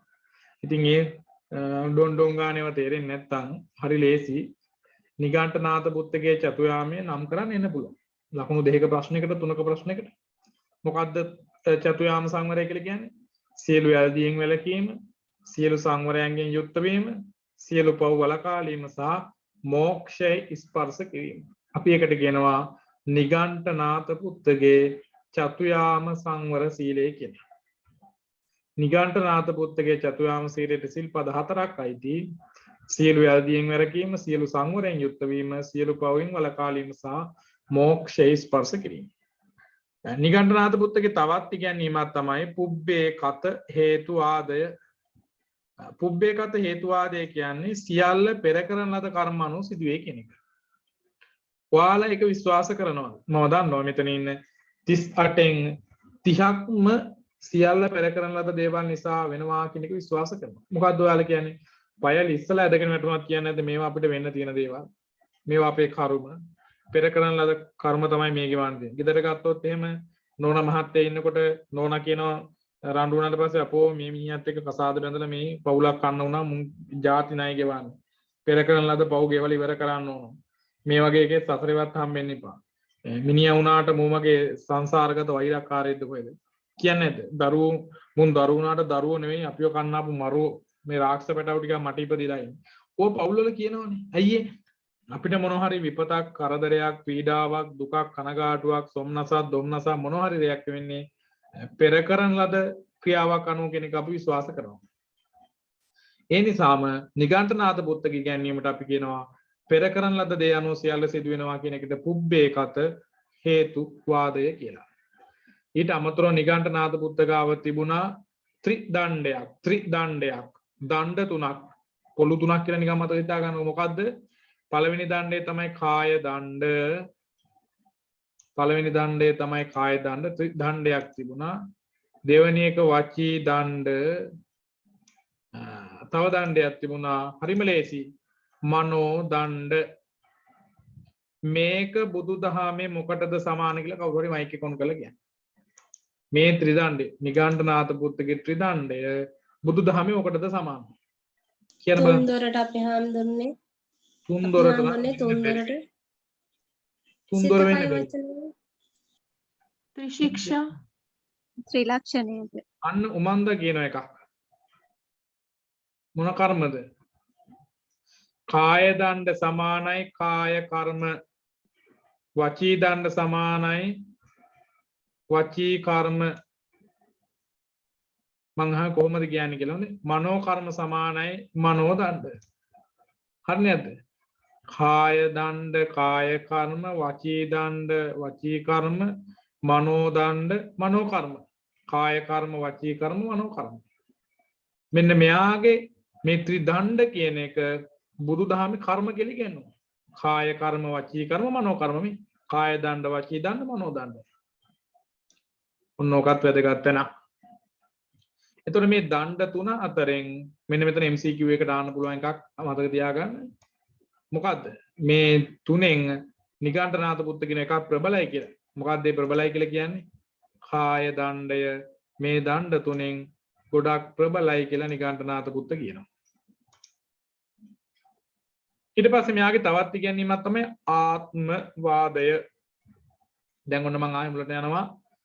නිගණ්ඨනාථ පුත්ත ගත්තට පස්සේ යාගේ ඉගැන්වීම අකිරියවාදී, චතුයාම සංවරවාදී, පුබ්බේකත හේතුවාදී, ආත්මවාදී. ආත්මවාදී කියලා කියනවා නিত্য වූ නව සංක්‍රමණික ආත්මයක් ඇත කියලා. නিত্য වූ ආත්මයක් තියෙනවා. ආත්මය කියන එක නিত্যද අනිත්‍යද? නිච්ඡං වා අනිච්ඡං වා ආත්මය. ආත්මය නিত্যද අනිත්‍යද? බුදුදහමට අනුව ගත්තොත් එහෙනම් ආත්මය නিত্যද අනිත්‍යද තියෙනවද නැද්ද කියලා මං අහන්නේ. අනිත්‍යයි. නිට්ටයයි. ඕ නෑ අනිත්‍යයි. සසර කියන එකනේ ආත්මය. සසර සැරිසරන්නේ ආත්මය. ඒක නිට්ටය නැහැනේ. එහෙනම් නිට්ටය නම් ඒ නිට්ටයයි කියපු කෙනා හැමදාම ඉන්නවා. එහෙනම් නිට්ටයයි. මම නිට්ටයයි. මම සුදම්මහාමුදුරුවෝ නිට්ටයයි නම් මගේ ආත්මය නිට්ටයයි නම් මම ඊළඟට ගිහිල්ලා උපදින්නේ සුදම්ම වෙලාමයි. දිව්‍ය ලෝකෙත් එහෙනම් සුදම්ම කියලා දෙවියෙක් වෙලාමයි. හරිද? ආත්මය කියලා එකක් නෑ. ආත්මය කියලා කියන්නේ බුදුදහම කියන්නේ විඥාණය. මරණයෙන් පස්සේ සැරිසරන්නේ විඥාණය. විඥාණය මොනවද තියෙන්නේ? මොන දැන් බණ කතාව සාදු කියලා. විඥාණයේ තියෙන්නේ පින් පව් දෙක. මිනිස්සෙක් මරණයට පස්සේ සසර සැරිසරන්නේ පුතේ ආත්මය කියන එක නෙමෙයි විඥාණය. අපි එකට කියන විඥාන ධාතුව කියලා. විඥාණයේ තියෙන අපි කරන ලද හොඳ නරක දෙක. පින් පව්. පැහැදිලිද? පින් පව් දෙක සැරිසරනවා. ඒක වෙන්න පුළුවන්. දැන් ඔන්න සුදම්මහාමුදුරුවෝ මේ ආත්මේ සූර්ය දාගෙන ඉන්නකම් මොන හරි බලුවට ජරා වැඩ කුපාඩි වැඩ කරනවා නම් සීලය රකින්න නැත්නම් මම ගිහිල්ලා බල්ලෙක් කියලා උපදින්න පුළුවන්. මම ගිහිල්ලා ඔටුවෙක් වෙන්න පුළුවන්. අපාය යන්න පුළුවන්. ඒ මොකක් නිසාද යන්නේ? මගේ විඥාණය මම රැස් කළ කුසල්ව අකුසල මත. පැහැදිලිද? ආත්මය කොහෙවත් යන්නේ නැහැ. එහෙනම් හරිම ලේසියිනේ. දැන් ඊට පස්සේ නම් අපි මැරෙනවා. උඹලගේ නම ගිහලා මැරෙනවා ගොබයි හිටින්න මම කියනනම් මම මැරෙනවා. මම මැරලා ගිහිල්ලා මමම උපදිනවා. දැන් මට කලින් අපේ අම්මා තාත්තා මැරෙනවා. හරි ලේසියයි. මට ගිය ගමන් මේ ඉන්නේ මගේ අම්මා, මේ ඉන්නේ මගේ තාත්තා කියලා තෝරගන්න පුළුවන්. තෝරගන්න පුළුවන්. බැහැනේ. මම මැරිලා මට අපේ අම්මයි තාත්තයි කලින් මැරුණා කියලා එයා තෝරගන්න බෑ. එයාලට මාව තෝරගන්නත් බෑ. ඇයි අපි සැරිසරලා ආයි උපදින වෙනත් කෙනෙක් විදියට මේ නිගණ්ඨනාථ පුත්ත කිව්වා ආත්මය කියන එක තමයි භවයෙන් භවයට සැරිසරන්නේ කියලා. බුදුදහම අන්න ඒක නම් ප්‍රතික්ෂේප කළා. හරිද? බුදු සමය උඹලන්න.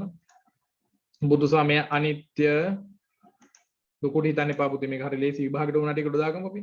බුදු සමය අනිත්‍ය දුක්ඛ අනාත්ම යන සිද්ධාන්ත මගින් ආත්මීය නිත්‍ය පදාර්ථ වල පැවැත්ම බැහැර කරන ලද බැවින් අන්න බලන්න මේ ආත්මේ නිත්‍ය කියන එක බුදුදහමේ බැහැර කළා අනිත්‍ය දුක්ඛ අනාත්ම කියලා. ආත්මය මෙයා නිට්ටයයි කියනවා නම් බුදුහාමුදුරුවෝ කියන්නේ ආත්මය කියන එක නිට්ටය නෑනේ. ඒක අනිත්‍යයි. ඒක දුකයි. ඒක අනාත්මයි කියලා බැහැර කළා. ඒ නිසා ජෛන නිත්‍ය ආත්මවාදී මිදෙබැටි. ඒ කියන්නේ පුතේ ජෛනයා මේ ඉගැන්වූ ආත්මවාදය කියන එක නම් බුදුදහම පැත්තෙන් ගත්තට පස්සේ බිඳ වැටිලා යනවා. චතුයාම සංවරය, පරම අවිහිංසාවාදය ආදී ජෛන ප්‍රතිපදාව ප්‍රායෝගික ජීවන දර්ශනයේ හෝ විමුක්ති මාර්ගයක් නෙවෙයි. මොන බුදුහාමුදුරු කියනවා මේ නිගණ්ඨනාථ පුත්තේ අනුගමනය කරන චතුයාම සංවරය හෝ පරම අවිහිංසාවාදය කියන එක විමුක්ති මාවතට එච්චරම ගැලපෙන්නේ නැහැ කියලා. එහි පරම අවිහිංසාවාදය රැක්කයි කියලා හෝ එහෙම නැත්නම් චතුයාම සංවරයෙන් යුක්ත උනායි කියලා නිවන් දකින්න බෑනේ. එහෙනම් මාත් වතුර පෙරලම් බිබී ඉන්නවා. මම නිවන් දකියද? එහෙම වෙන්නේ නැහැ කියලා බුදුදහම කිව්වා. මේක ඉගැන්වීමක් තමයි. හැබැයි ඉගැන්වීම සසරෙන් අතර වෙන ක්‍රමයක් වෙන්නේ නැහැ. උතේ මේ අන්‍ය ශ්‍රමණ සම්ප්‍රදායේ නිගණ්ඨනාථ පුත්‍රයා තුමනාවනේ සසරෙන් අත මිදෙන ක්‍රමයක් තමයි. එයාට අත්තකල මතානියෝගී ක්‍රමයක් අහුණා, කාමසුකල්ලිකානියෝගී ක්‍රමයක් අහුණා. මොකක්ද ඇත්තම නිගණ්ඨනාථ පුත්‍රට සසරෙන් අත මිදෙන්න අහුන්නේ නැති පැත්ත මොකද්ද? මොන ප්‍රතිපදාවද අහුන්නේ නැත්තේ? මධ්‍යම ප්‍රතිපදාව. අන්න හරි. නිගණ්ඨනාථ පුත්‍ර මේ දෙකම අහුණාට මධ්‍යම ප්‍රතිපදාව කියන එක අහුනේ නැහැ. දැන් බුදුහාමුදුරන්ට එහෙනම් මොකක්ද අහුනේ? අර දෙකට අමතරව අලුත් එකක් අහුණා මධ්‍යම ප්‍රතිපදාව කියලා. ඒ අලුත් එක බුදුහාමුදුරු හොයාගත්ත නිසා තමයි බුදු වුනේ. එහෙම නැත්නම් බුදුහාමුදුරු බුදු වෙන්නේ නැහැ. බුදුහාමුදුරුම පුතේ සූත්‍රයක දේශනා කරනවා මම නිවන කියන එක අලුතෙන් හොයාගත්තේ නැහැ. මම පහළ වෙන විටත් හිටිය අන්‍ය ශ්‍රමණික සම්ප්‍රදායන් නිවන හොයමින් ගවේෂණය කරමින් සිටි පිරිසක්. හැබැයි ඒ අයට හසු නොවුණු මාවතක් මට හසු වුණා. ඒ තමයි මධ්‍යම ප්‍රතිපදාව. මම ලෝතුල අලුතෙන් සොයාගත්තේ මධ්‍යම ප්‍රතිපදාව පමණයි කියලා බුදුහාමුදුරු නිහතමානී ප්‍රකාශයක් කරනවා. නම් බුදුහාමුදුරුවෝ ටෝක් කරන මිනිකන්ට එහෙම වෙන රෙද්දක් හොයාගත්තේ නෑ. මම තමයි ඔක්කොම ටික හොයාගත්තේ. බුදුහාමුදුරුවෝ එහෙම කතා කරන්න ගියේ නෑ. සියලු කායික වාචසික මානසික ක්‍රියා සඳහා චේතනා ප්‍රමුඛ වේ යන්න මගින් ජෛන කාය දණ්ඩවාදී විඳවෙති. අන්න පුතේ මේ ත්‍රිදණ්ඩෙන් කාය දණ්ඩ එහෙම නැත්නම් කයින් කරන දේවල්ම ප්‍රධානයි කියලා කිව්වනේ. මේ ත්‍රිදණ්ඩෙන් කාය දණ්ඩ කයින් කරන එකම ප්‍රධානයි කියලා කිව්වනේ මෙයා. හැබැයි බුදුදහම කිව්වා කායික වාචසික මානසික ක්‍රියා සඳහා චේතනා ප්‍රමුඛ වෙනවා. සිතුවිලි තමයි හැමදේටම ප්‍රමුඛ වෙන්නේ. නිසා කාය දණ්ඩ මේ කයම ප්‍රධානයි. කයම ප්‍රමුඛයි කියන එක මෙන්න මෙතනින් බිඳ වැටෙනවා කියලා කිව්වා. බුදු සමයේ කර්ම විපාක સિદ્ધාන්තය පිළිගත්තද පුබ්බේකත හේතුවාදයේ සපුරා ප්‍රතික්ෂේප කරයි. අන්න බුදුහාමුදුරුවන්ගේ දහම තුල පුතේ කර්මවාදය කියන එක පිළිගන්නවා. කර්මය කියන එක පිළිගන්නවා. දැන් උදාහරණයක් විදිහට කර්මය පිළිගත් අවස්ථාවක් තමයි චුල්ලපන්තක හාමුදුරුවෝ. පෙර කාලේ ඉගෙන ගන්න ළමයෙකුට ඉගෙන ගන්න දුන්නේ නැති නිසා සමාජචාර කරපු නිසා උපදින භවය තුල තමන් කටපාඩම් කරන්නේ අවබෝධ වුණේ නැහැ. ඊට පස්සේ චක්කුපාල හාමුදුරුවෝ වෛද්‍යවරයෙක් වෙලා ඉඳලා රෝගියෙක්ට බෙහෙත් කරන වෙලාවේ රෝගියා සුවපත් වෙලත් වෛද්‍යවරයාට කියනවා සුවපත් උනේ නැහැ කියලා ඉඳන් අපට හොඳ වැඩක් කරලා දෙන්නම් කියලා S2ම අන්ධ කරලා දැම්මා. කර්ම විපාක විදිහට රහත් වෙද්දී S2 පේන්නේ නැති වුණා. ඒ කියන්නේ බුදුදහම කර්ම විපාක පිළිගන්න ඕනේ. හැබැයි මේ සියල්ල උනේ පුබ්බේකත හේතුවාදී නිසා කියන එක බුදුදහම තුළ සපුරාම බැහැර කරනවා. පටිච්ච සමුප්පාදයේ මගින් ජෛන ආත්මවාදය මධ්‍යම ප්‍රතිපදාව මගින් නිවනට හේතු නොවන අත්කල මතානුയോഗයත් බැහැර කරයි. පුතේ පටිච්ච සමුප්පාදයේ මගින් මේ ඇති කල්ලි මේ ඇති වේ කියන එකනේ. නිගණ්ඨනාථ පුත්ති කියනවා ආත්මවාදයේ බිඳ වැටෙනවා. මධ්‍යම ප්‍රතිපදාව මගින් අත්කල මතානුയോഗයත් බිඳ වැටෙනවා. අත්කල මතානුയോഗය කියන එක පුතේ ශරීරයට දැඩිසිය දුක් දෙන එකනේ. ඒක බිඳ වැටෙනවා කොහොමද මේ මධ්‍යම ප්‍රතිපදාව තුලින්. ඊට පස්සේ ඊශ්වර නිර්මාණවාදය කියන එක බුදුදහම තුල බැහැර කළා. වේදේ පරම සත්‍ය ලෙස පිළිගත් බ්‍රාහ්මණ ඉගැන්වීම සම්පූර්ණයෙන්ම බුදුරජාණන් වහන්සේගේ දහම තුල බැහැර කිරීම සිද්ධ කළා.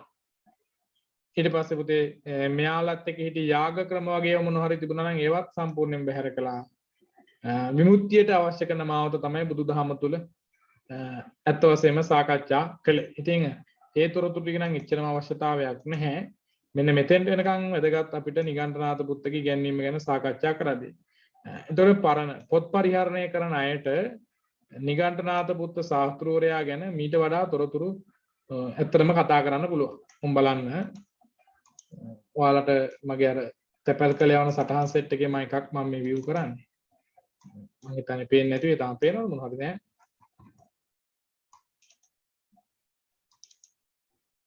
මොකද පේන්නේ නැද්ද? පේනවද මොනවද පේනවද පුතේ?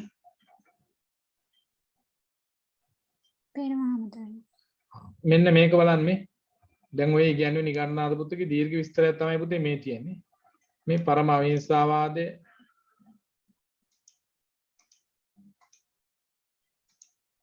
පරම අහිංසාවාදය, කර්මවාදය, ආත්මවාදය, ස්යාත්වාදය, සත්තාවාදය. මෙන්න මේක දාගන්නකො ෆොටෝ එක. මේ තියෙන නිගණ්ඨනාථ පුත්තගේ ඉගැන්වීම. මේකේ ෆොටෝ එකක් ගහගන්න.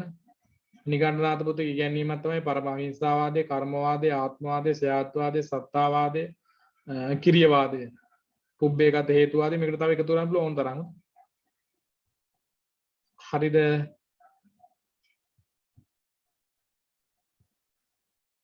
ඊට පස්සේ පුතේ මෙන්න මෙතන මම නොකියුත නම් ඕන තැනක් ඕනම එකක් ඔයාලා ස්ක්‍රීන්ෂොට් දාගන්න.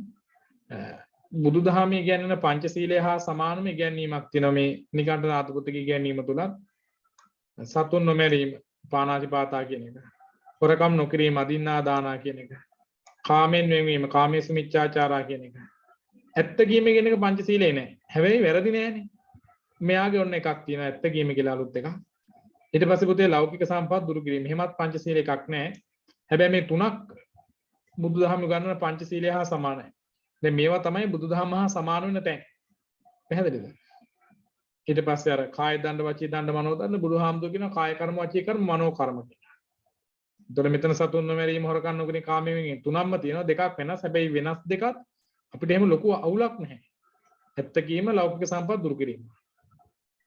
මේ තියන අර කිව්ව කාය දණ්ඩ, වචී දණ්ඩ, මනෝ දණ්ඩ කියන දණ්ඩ තුන වෙච්චන් විකාරයක් වුණානේ. වචී දණ්ඩ, මනෝ දණ්ඩ කියන දණ්ඩත්‍රය තමයි මේ තියෙන්නේ.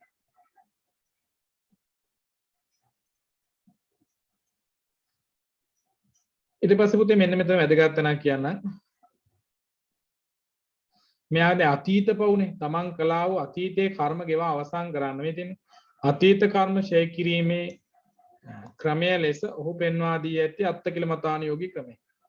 තමන් පෙර මොනවා හරි කරන ලද කර්ම තිබුණා නම් ඒවා දුරු කිරීමේ අදහස ඇතුව තමයි අත්තකිලමතානුයෝගී ක්‍රමය අනුගමනය කළේ.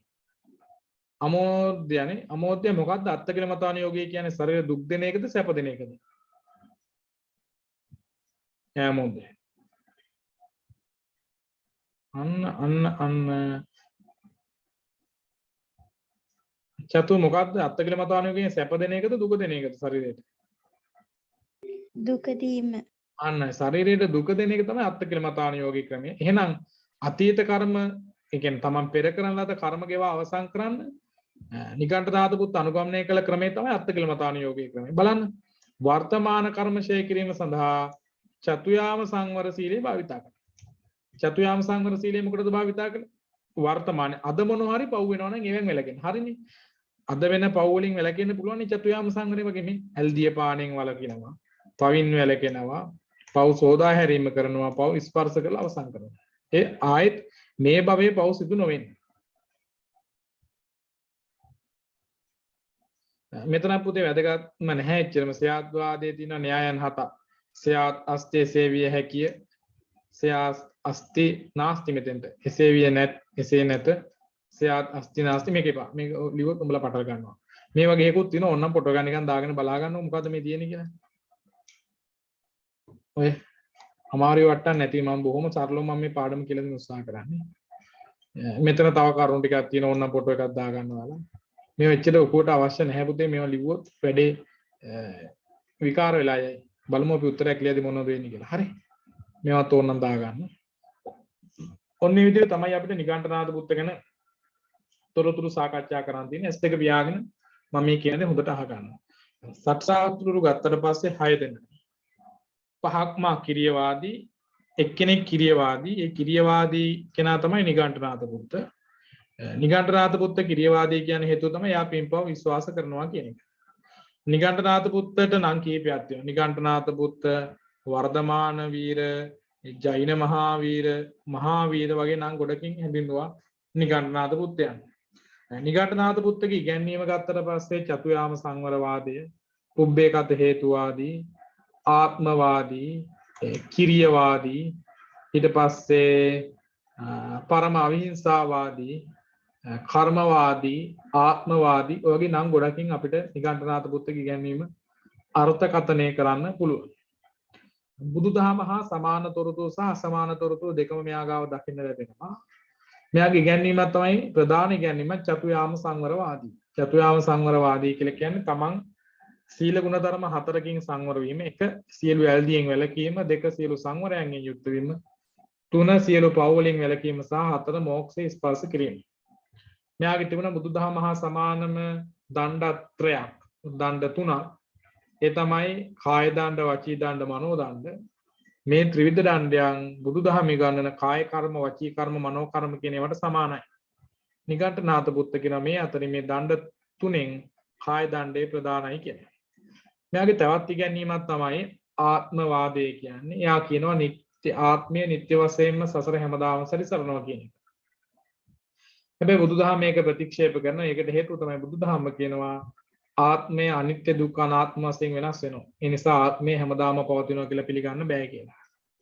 ඊට පස්සේ චතුයාම සංවරය, පරම අවිහිංසාවාදී ආදී ජෛන ප්‍රතිපත්ති, මධ්‍යම ප්‍රතිපදාවාදී ඉගැන්වීම් තුලින් බුදුදහම බැහැර කරනවා. ඊට පස්සේ සියලු කායික වාචසික මානසික ක්‍රියා කායික වාචසික මානසික ක්‍රියා සඳහා චේතනාව ප්‍රමුඛ වේ යන බුදුදහම තුල ඉගැන්වනවා. කයින් වචනයෙන් මනසින් කරන ඕනම දෙයකට චේතනාව ප්‍රමුඛ වෙන බව තමයි ඉගැන්වෙන්නේ. ඉතින් මේ අනුව බැලුවට පස්සේ පටිච්චසමුප්පාදයේ මගින් නිගණ්ඨනාථ පුත්තගේ ආත්මවාදයේ බිඳ වැටෙනවා.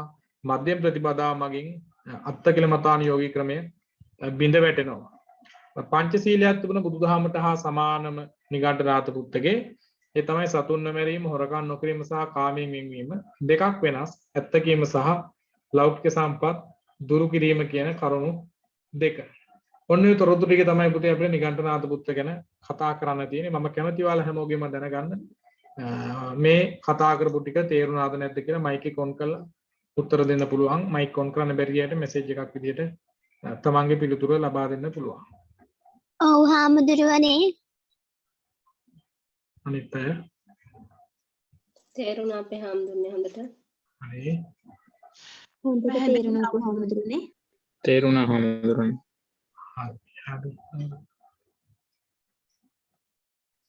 තේරුම් නැති කවුරු හරි ඉන්නවා නම් අහනවා තව පාරක් කියලා දෙන්න පුළුවන්. තේරෙන්නේ නැති වෙන හේතුවත් කියන්න ඕනේ හැබැයි. නෝ බයිට් කරන්න බෑ. හරි මෙසේජ් එකක් දාන්න අපි තව ප්‍රශ්නයකට උත්තර ලියමුද පටපට ගාලා. හැ සම්පත්. මොකෝ ක්ලාස් එක ගැන හිතන්නේ? හොඳයි හාමුදුරුවනේ. හාමුදුරුවනේ. සම්පත් එකෙන් කොහොමද ගහම කටහඬක් කියන්නේ? මගේ නම දුලාෂිනී සම්පත් කෙටි කරලා දාලා තියෙන හාමුදුරුවනේ. ඕකේ. හාමුදුරුවනේ මම ඔව් ඉරිදා ක්ලාස් එකට ජොයින්ට් වෙනවා. හා අද ලින්ක් එක හම්බෙලා තමයි ජොයින්ට් උනේ. හොඳයි. ඉතින් ඒකින්ද ජොයින්ට් වුණා. එහෙමද? හරි. අවුලක් නැහැ නේද? නෑ මම ප්‍රශ්න වලට උත්තර ලිව්වට ඒ නැත්තේ හාමුදුරුවෝ යන්න එපා කිව්ව හින්දා. හරි. රෙඩි කරගෙන යන්න. ඉමේෂා කොහොමද ක්ලාස් එක? ඉමේෂා.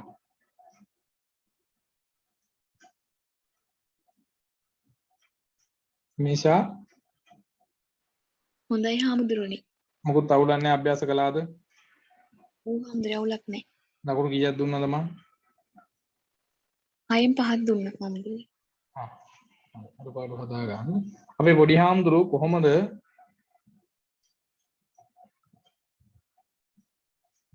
පොඩි හාමුදුරුවෝ හාමුදුරනේ කොහොමද තත්ත්වේ? ගොඩක් හොඳයි හාමුදුරනේ. තේරෙනවා නැහැ හාමුදුරනේ. රෙඩි කරගෙන යන් හරි දෝන දෙයකට කතා කරන්න. එහෙමයි හාමුදුරනේ. ඊට පස්සේ ශාරු කොයිලා කතා කරනවා KVA ආසිරිද අසිරි හරි ආසිරි හරි කොහොමද වැඩේ KVA ආසිරි කියන නම දාගෙන ඉන්නේ මොකද්ද තත්ත්වය KVA නාදුන්න පුද්ගලයාද කතා කරන්න අන්න උපැන්න KVA බෑනේ සකුන්තලා සෙව්වන්නේ මොකද හිතෙන්නේ හාමුදුරනේ මම අතන ආවේ අලුතෙන්. හොඳයි. අලුතෙන් ආවේ මොකද තාත්තේ? හොඳයි හොඳට තේරෙනවා. අවුලක් නැහැ. අවුලක්. හරි අපි වැඩ කරමු. තා කාට හරි මොනවද කතා කරන් තියෙනවා කතා කරලා පුළුවන් තප්පර දෙක තුනකින් ඔයාලගේ අදහස් දක්වන්න පුළුවන්. මොනව හරි කියන්න තියෙනවද කියන්නේ?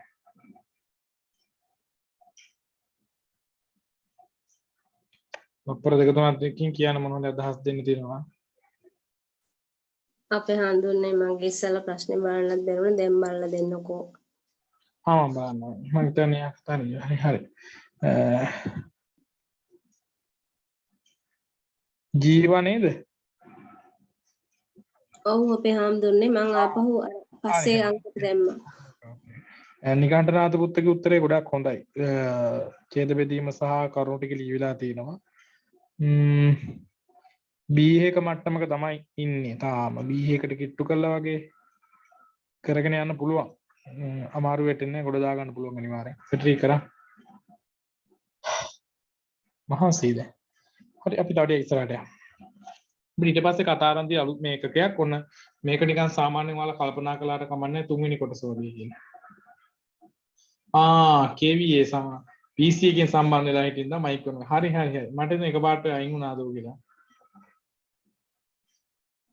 උත්තර දාන සම්පත් ඕන දෙයක් කියලා දාන්න කිසි ප්‍රශ්නයක් නැහැ. මේකට මම පුළුවන් වෙලාවට නිදහසේ බලලා දෙන්නම් ඔයාලට. හරි මේ කතා කරන කොටස තුන්වෙනි පාඩම කියලා නම් කරගත්තත් කමක් නැහැ. බ්‍රාහ්මණ සංස්කෘතියේ අනන්‍යතා ලක්ෂණ කියලා තමයි විභාගෙට මේක එන්නේ. එතකොට මෙන්න මෙතන තියෙන කරුණ ටිකක් තමයි සමන සංස්කෘතියේ සිස්ටම් එක. මම මේක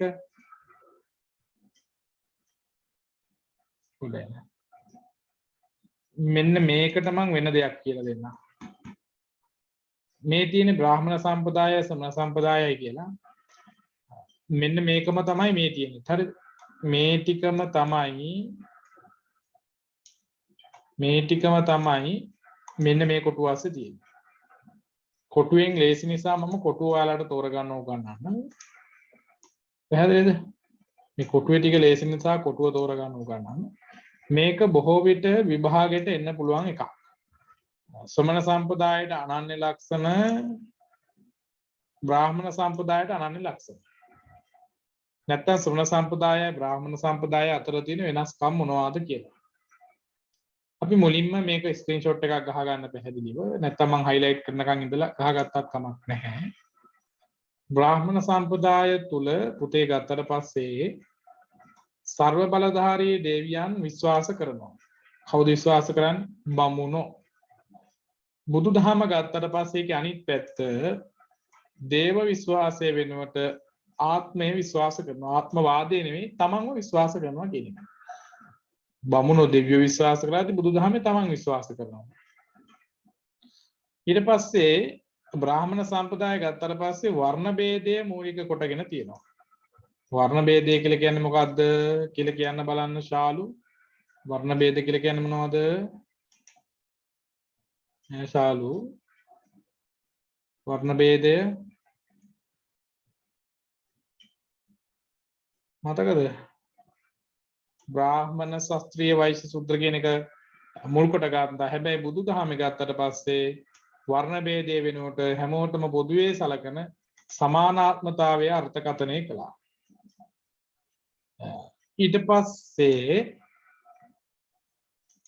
බ්‍රාහ්මණ සම්ප්‍රදාය ගත්තට පස්සේ පුතේ ස්වධර්ම හා ආපද්ධර්ම අනුව ක්‍රියා කළා.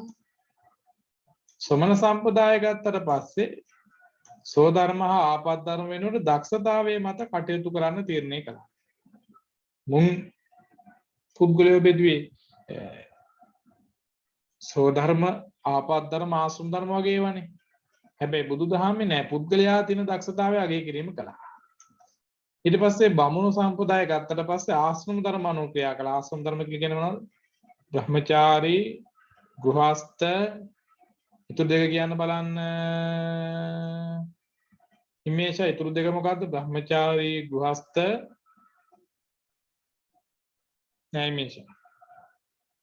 බ්‍රහ්මචාරී, ගෘහස්ත වානප්‍රස්ත සන්‍යාසී. නිවානප්‍රස්ත සන්‍යාසී. කියන ඒවා පිළිගත්තා. බුදුදහම ගත්තට පස්සේ ඒකේ අනිත් පැත්ත ආශ්‍රම ධර්ම වෙනුවට පුද්ගලයාට නිදහස ලබා දීලා තිබුණා. ආයත් ගත්තට පස්සේ ආත්මවාදයට මුල් තැන දීලා තිබුණා බමුණෝ. බුදුදහමේ ගත්තට පස්සේ ආත්මවාදය වෙනුවට අනාත්මවාදයට මුල් තැන ලබා දීලා තිබුණා. ඊට පස්සේ බමුණු ආය ගත්තට පස්සේ ශ්‍රුතියට අහන එකට තමයි මුල් තැන දීලා තිබුණේ. බුදුදහම ගත්තට පස්සේ අහන එක වෙනුවට ඥාණයට මුල් තැන දීලා තිබුණා. යාගයේ මුල් වෙලා තියෙනවා බමුණෝංගාව. බුදුදහම යාගයේ වෙනුවට යාගයේ ප්‍රතික්ෂේප කළා. හැබැයි මෙතෙන්ට එක දෙයක් එකතු කළා මෙන්න මෙතන අඩුයි. යාගයේ ප්‍රතික්ෂේප කළා මොකද්ද කළේ කියන එක. යාගයේ ප්‍රතික්ෂේප කළා මොකද්ද කළේ? එතෙන්ට එකතු කළා දානය. දානය නෙවෙයි දානය. දානය කියලා එකක් එකතු කළා. යාගයේ ප්‍රතික්ෂේප කළා යාගයේ වෙනුවට දානය කියන එක එකතු කළා. ඊට පස්සේ ගත්තට පස්සේ ආයෙත් පාරක් බමුණන්ගේ පැත්තෙන් ගියන් කාන්තා නිදහස සීමා කළා දෙනවා. කාන්තාවන්ට එහෙම නිදහසින් අයිතියක් ලබා දීලා තිබුණේ නැහැ. බුදුදහම ගත්තට පස්සේ කාන්තා නිදහස උපරිම විදිහට තහවුරු කරලා තිබුණා. කාන්තාවන්ට උපරිම නිදහසක් දුන්නේ නැහැ කියන එක මේ කියන්නේ. බමුණු ගත්තට පස්සේ ඉඳුරන් පිනවන්න මූලිකත්වයක් ලබා දීලා තිබුණා. ශ්‍රමණ සම්ප්‍රදාය ගත්තට පස්සේ පුතේ ඉඳුරන් පිනවීම වෙනුවට ඉන්ද්‍රිය සංවරය ගැන සාකච්ඡා කළා. ආයත් බමුණු ගත්තට පස්සේ ගෘහවාසය අගය කළා. ගෘහවාසය කියලා කියන්නේ නිවෙසෙක් නැත්නම් ගිහි ජීවිතය අගය කළා කියන එක. ශ්‍රමණ සම්ප්‍රදායට ආවට පස්සේ ගෘහවාසය වෙනුවට අනගාരിക සංචාරක ජීවිතයක්. සංචාරක ජීවිතය කියන්නේ බමුණු විවිධ සංචාරය නෙමෙයි.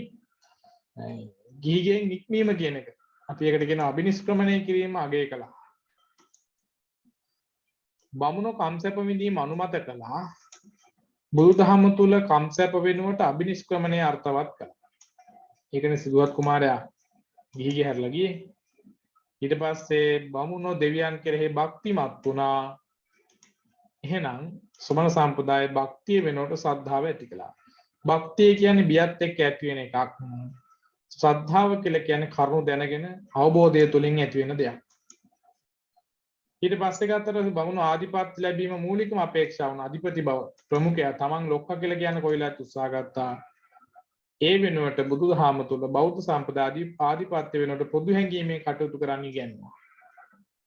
බමුණු සිටීමේ හා විමසීමේ නිදහස තහවුරු සීමා කළ දුන්නු නීති දාලා තිබුණ එකට. හැබැයි බුදුදහම තුල සිටීමට විමසීමට තමන්ට ඕන විදිහට කටයුතු කරන්න කරු කරන්න අවසර ලබා දීලා තිබුණා. මෙන්න මේ කරුණු ටික තමයි අපිට දකින්න ලැබෙන බ්‍රාහ්මණ සංස්කෘතිය සහ ශ්‍රමණ සංස්කෘතිය තුළ දක්න මේ විශේෂ වෙනස්කම්. මේ ටික ශ්‍රමණයන්ට අයිති ශ්‍රමණ සම්ප්‍රදායේ අනන්‍යතා ලක්ෂණ, මේ ටික බමුණන්ගේ අනන්‍යතා ලක්ෂණ, උන්ගේ අනන්‍යතාවය කියන්නේ පුද්ගල අනන්‍යතාවය තහවුරු කරන ඔබගේ හැඳුනුම්පත් ඉදිරිපත් කරන්න කියලා කියන්නේ. අන්න ඒ වගේ සිද්ධාමයක් තමයි මෙතන දාතියි. මේ කරුණු ටිකෙන් යුක්තයි නම් බමුණු කියලා අපිට අනන්‍යතාවය තහවුරු කරගන්න පුළුවන්. මේක අනිවාර්යෙන් ස්ක්‍රීන්ෂොට් එකක් දාගන්න. හරි නම් හරි කියලා හරි ස්ක්‍රීන්ෂොට් එකක් දාගන්න අතරතුර මේක තේරුණාද කියලා මැසේජ් එකක් දාන්න පුතේ. තේරුණාද කියපු සිද්ධිය? තේරුණාද? තේරියමා? හොඳටම තේරුණා කියලා තියෙනවා. අපි තමයි හොඳටම කළේ. නේද? දීසි නම් මොනවද ඉති? අපේ හඳුන්නේ. ඔව්. ප්‍රශ්නයකට ශ්‍රමණ සම්ප්‍රදාය හා බ්‍රාහ්මණ සම්ප්‍රදාය වෙනස්කම් ලියන්න කිව්වහම මේ ඔක්කොම ලියන්න ඕනේ නෑනේ. අපි කරුණු කීපයක් මත තියලා මෙතන ඔක්කොම ලියන්න ඕනේ නැහැ. මෙතනින් අවම ඔයාලා ලියන්න 1 2 3 4 6 7 8 9 10 11 12 13 මෙතනින් 7ක් ලියන්න.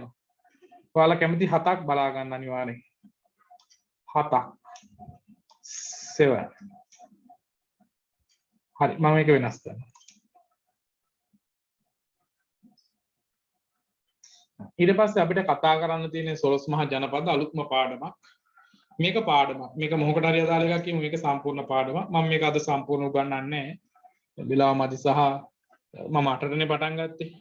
9යි 8යි 5ට ගියමුකෝ 9 8යි 10ම ගියමුකෝ 9යි 10යි 10යි 10 දැන්ට පැය දෙකක් වෙනවා අපි වැඩ කළා එක දිගට හැබැයි යම් කිසි මගට ගෙනහල්ලා තමයි ඔයාලව නවත්තන්නේ ඒ නිසා මේ උගන්වන ටිකත් ගොඩාක්ම වැදගත් ඒ ඔයාලට හොඳට අහගෙන ඉන්න මොනවා හරි ගැටලු තියෙනවා නම් කියාගෙන යන්නකෝ ඕනේ කාලේ ගියේ තේරුන්නේ නැහැ නේ පැය දෙක ගියා පටස් කරලා මටත් එහෙම ගාණක් නේ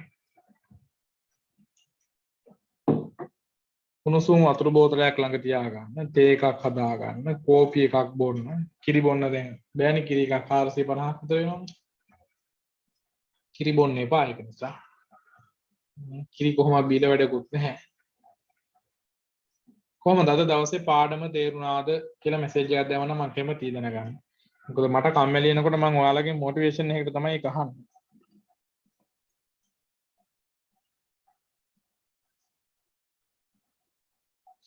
තෝරන නිදිමත ගතිය නැති වෙනවා මට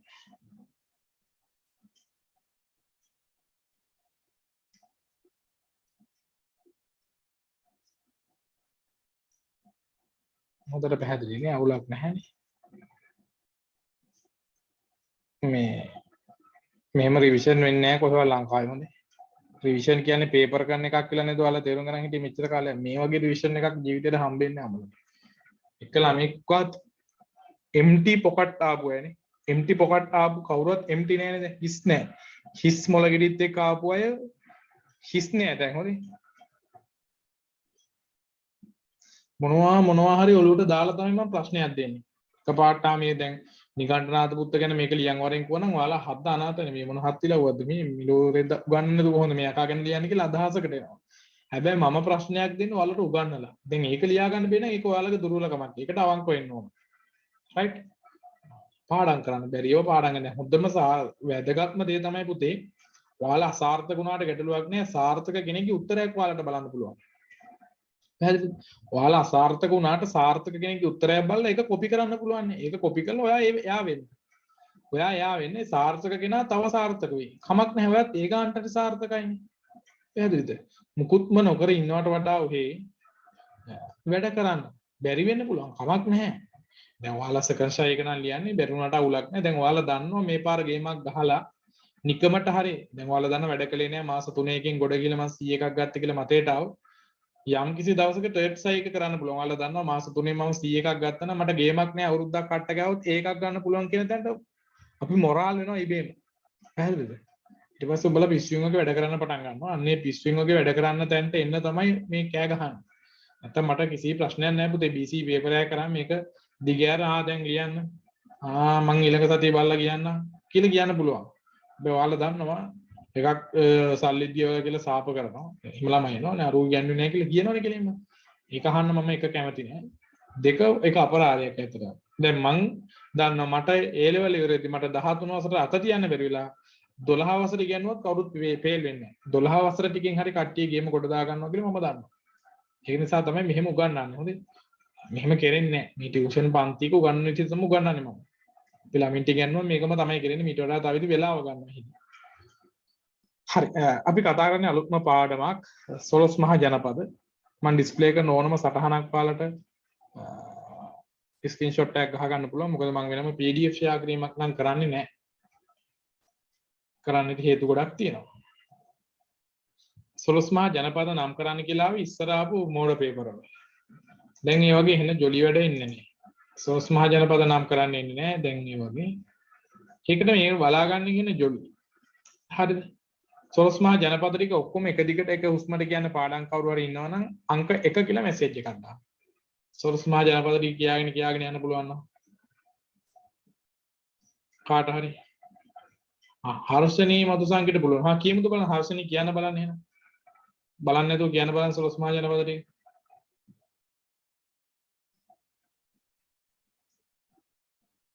කියන්න. ලැජ්ජ වෙන්නේ මොකටද?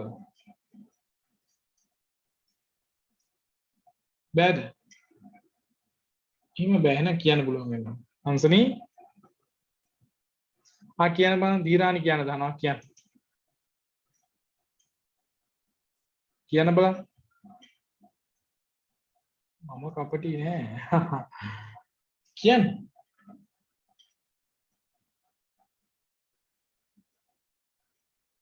දීරානි කියන්න ඉතින්. යකෝම කියන්න දහලා සද්ද නැති වෙනවා. ශාලු කියන කමන්නේ. අංග මගද කාසි කෝසල වජ්ජිමල්ල චේති වත්ස්‍ය කුරු පංචාල මත්ස්‍ය සූරසේන අස්වක අවන්ති ගාන්ධාර කම්බෝජ. එහෙමයි. චතු සින්දුවක් දන්නවා. සින්දුවෙන් කියන්න බලන්න. මොන පේන්නේ නැණි කියලා දාන්න. ශාලු සුපිරි. කියන්න සින්දුවෙන් කියන්න අවුලක් නැහැ. ඒක අනිත්‍යයට වටිනාකමක් ඒක. චතු කියපම්බා මැරෙන්නේ නැහැ නේ මේක පේන එකක් ඈ. අංගමග කාකෝ වජිමලි චේති වස්කුර පංචල මත්සුර සේනි අස්මකාව ගන්ධා කම්බෝජි දඹදිව ඌවේ සෝල ජනානි. ඒක බොහොම හොඳ එකක්. මට ඒක මතක නෑ මම දන්නේ. පුළුවන් නම් චතුරිකාට පුළුවන් ඒක ඉන්න ගමන් මැසේජ් එකක් දාන්න. අනිත්‍යයට බලා ගන්න. එහෙම නැත්නම් මට ඒක කොලේක ලියලා හරි එවනම් මට පුළුවන් අනිත් ළමයිටත් ඒක දෙන්න කම්මැලියන්ට පාඩම් කරන්න. ඒක ලස්සනයි. දීරානි ෆෝන් එක දැන් ටච් වෙනවා දැන් කියනවා. අංග මගද කාසි කෝසල වච්චි මල්ල චේති වත්ස කූරු පංචාල මත්ස්‍ය Surasena අත්සක Avanti ගාන්ධාර Kamboja. Okay, super. Talent එක බාරගත්තා නේ. තව එක්කෙනෙකුට දෙනවා කම්මැලි කම නැද්ද කියන්නේ. අසකුන්තලා කියන්නේ. සකුන්තලෝ අංග මගද කාසි කෝසල වච්චි මල්ල චේති වත්ස කූරු පංචාල මත්ස්‍ය සූරසේන අත්සක අවන්ති ගාන්ධාර කාම්බෝජ. Okay, නියමයි. සම්පත් බලාගෙන කියන්නේ මේක බලන්න පාඩම් නැත්තම්. සම්පත් කියමු කටහුරු වෙන්නේ නැති. අංග මගද කාසි කෝසල වජ්ජි මල්ල චේති වස්ස කුරු පංචාල මස්ස සූරසේන අස්සක අවන්ති ගාන්ධාර කාම්බෝජ. right. අන්නේ කියපු සෙට් එකට අපි කියනවා සොළොස් මහා ජනපද කියලා. ඒ කියපු සෙට් එකට අපි කියනවා සොළොස් මහා ජනපද කියලා. ඒ සොළොස් මහා ජනපද වලින් හතරක් ප්‍රධානයි. ඒ ප්‍රධාන හතර තමයි මගද නෑ මග නෙමෙයි ඇවිල්ලා ඉවරයි. මගද දෙක මොකද්ද මට මතක නෑ. ශාලු දෙවෙනි එක මොකද්ද? මගද දෙක කාසි කෝසල. right. මගද කෝසල ඊට පස්සේ එක මොකද්ද? වත්ස වත්ස්‍ය අවන්ති. අන්න හරි. වස්ස කෙනා කවුද කිව්වේ? අවන්ති. අවන්ති. මේ හතරට කියනවා එක නමක්. මොකද්ද ඒ කියන නම? ජනන්දනීද සිල්වා. මේ හතරට කියන නම මොකද්ද?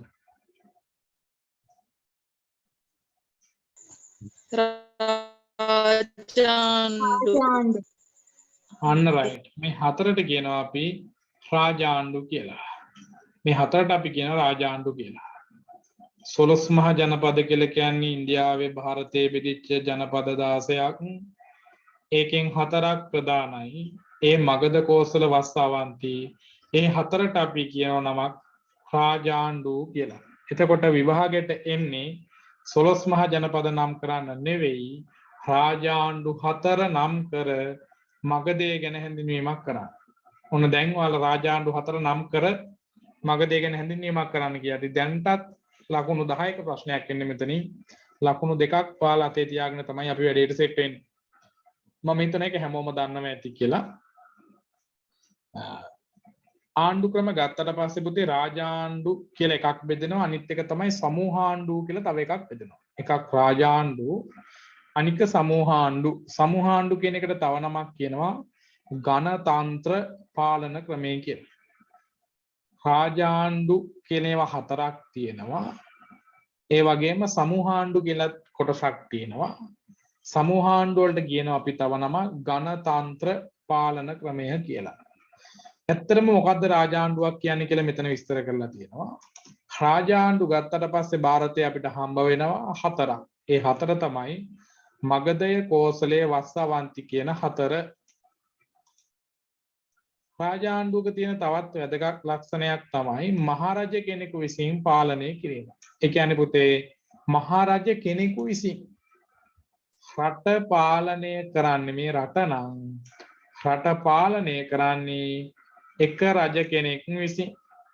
පැහැදිලිද? රට පාලනය කරන්නේ එක රජ කෙනෙකු විසින්. එක මහරජ කෙනෙක් තමයි රට පාලනය කරන්නේ. සමූහාණ්ඩුවේ මොකද්ද වෙන්නේ? සමූහාණ්ඩුවේදී රට පාලනය කරන්නේ පුතේ වෙන් වෙන් වූ පිරිසක් එකතු වෙලා.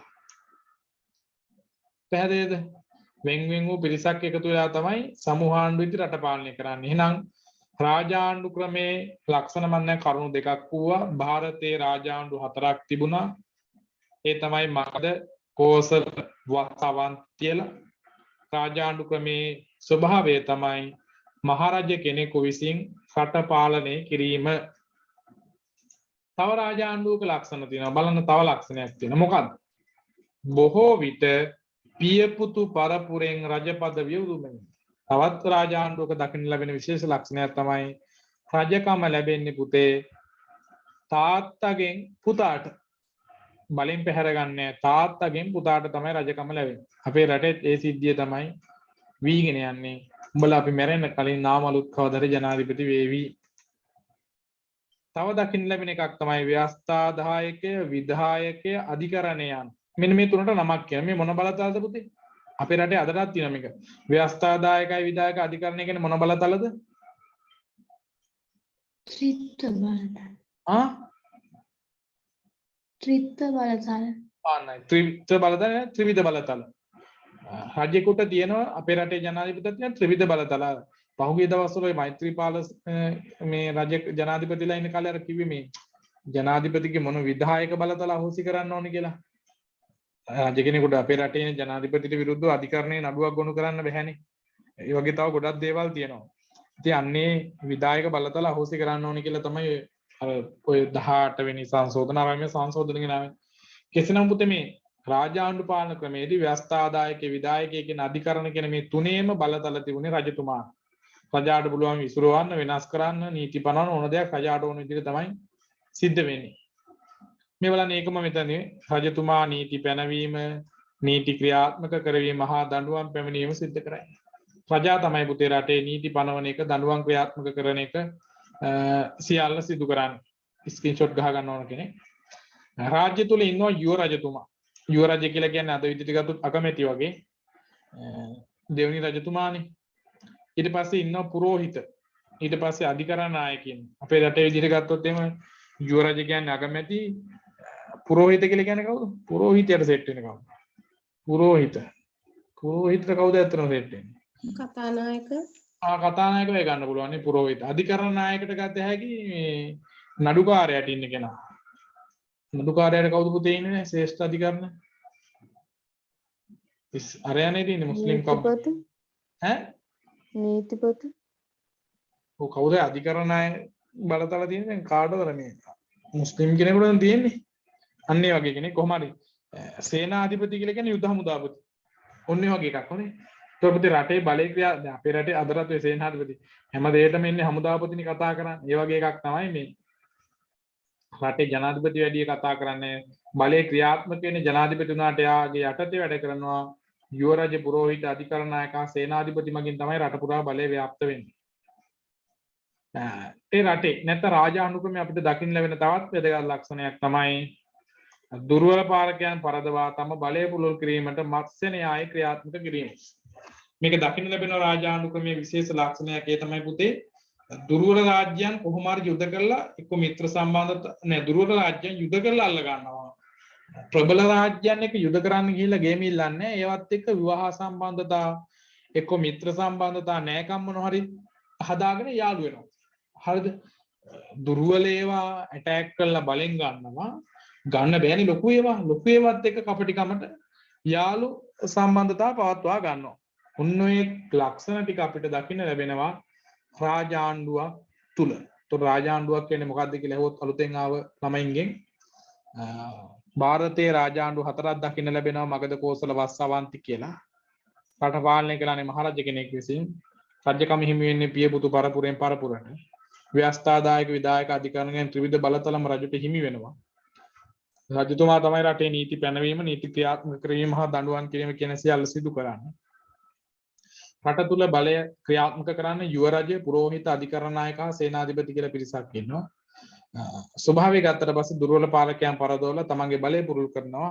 ඒකට අපි කියනවා මත්ස්‍ය න්‍යාය අනුගමනය කරනවා. කියන්නේ ලොකු මාළු ජීවත් වෙන පුංචි මාළු කාලානේ. අන්න ඒ වගේ වැඩපිළිවෙලක් තමයි මෙහිදී ක්‍රියාත්මක වෙන්නේ. නේද? මේ වගේ ලොකු මාළු චූටි මාළු කාලා තමයි ජීවත් වෙන්නේ. අන්න ඒකට කියනවා මත්ස්‍ය න්‍යාය කියලා. ඒ වගේ තමයි පුතේ රාජ්‍ය ක්‍රියාවලිය. ඔයාලට මේක මතක් වෙන්නේ නැති සිංහල කරපු අයට O level වලට අර කවුද මේ කවුද ඉන්නේ සිංහල පළවෙනි පාඩම මොකද්ද O level වල තියෙන්නේ? සතර කම්මාන්තරනේ. සතර කම්මාන්තරනේදී කේ වට්ටයක් ආයකද පුතේ එකතු වෙලා යන්නේ මියුණු නුවර අල්ලන්න. කේ වට්ටය එකතු වෙන්නේ කායකද? මොන පඬිතියද කියලා පුතේ මතක් වෙන්නේ නෑ නම. සතර කම්මාන්තරනේ තියෙන්නේ මහෞෂධ පඬිත් නෑ. මහෞෂධ පඬිතුමා යාගේ රාජ්‍යනේ අල්ලන්න යන්නේ. බ්‍රහ්මදත්ත රජුරුයි කේවට්ටයි.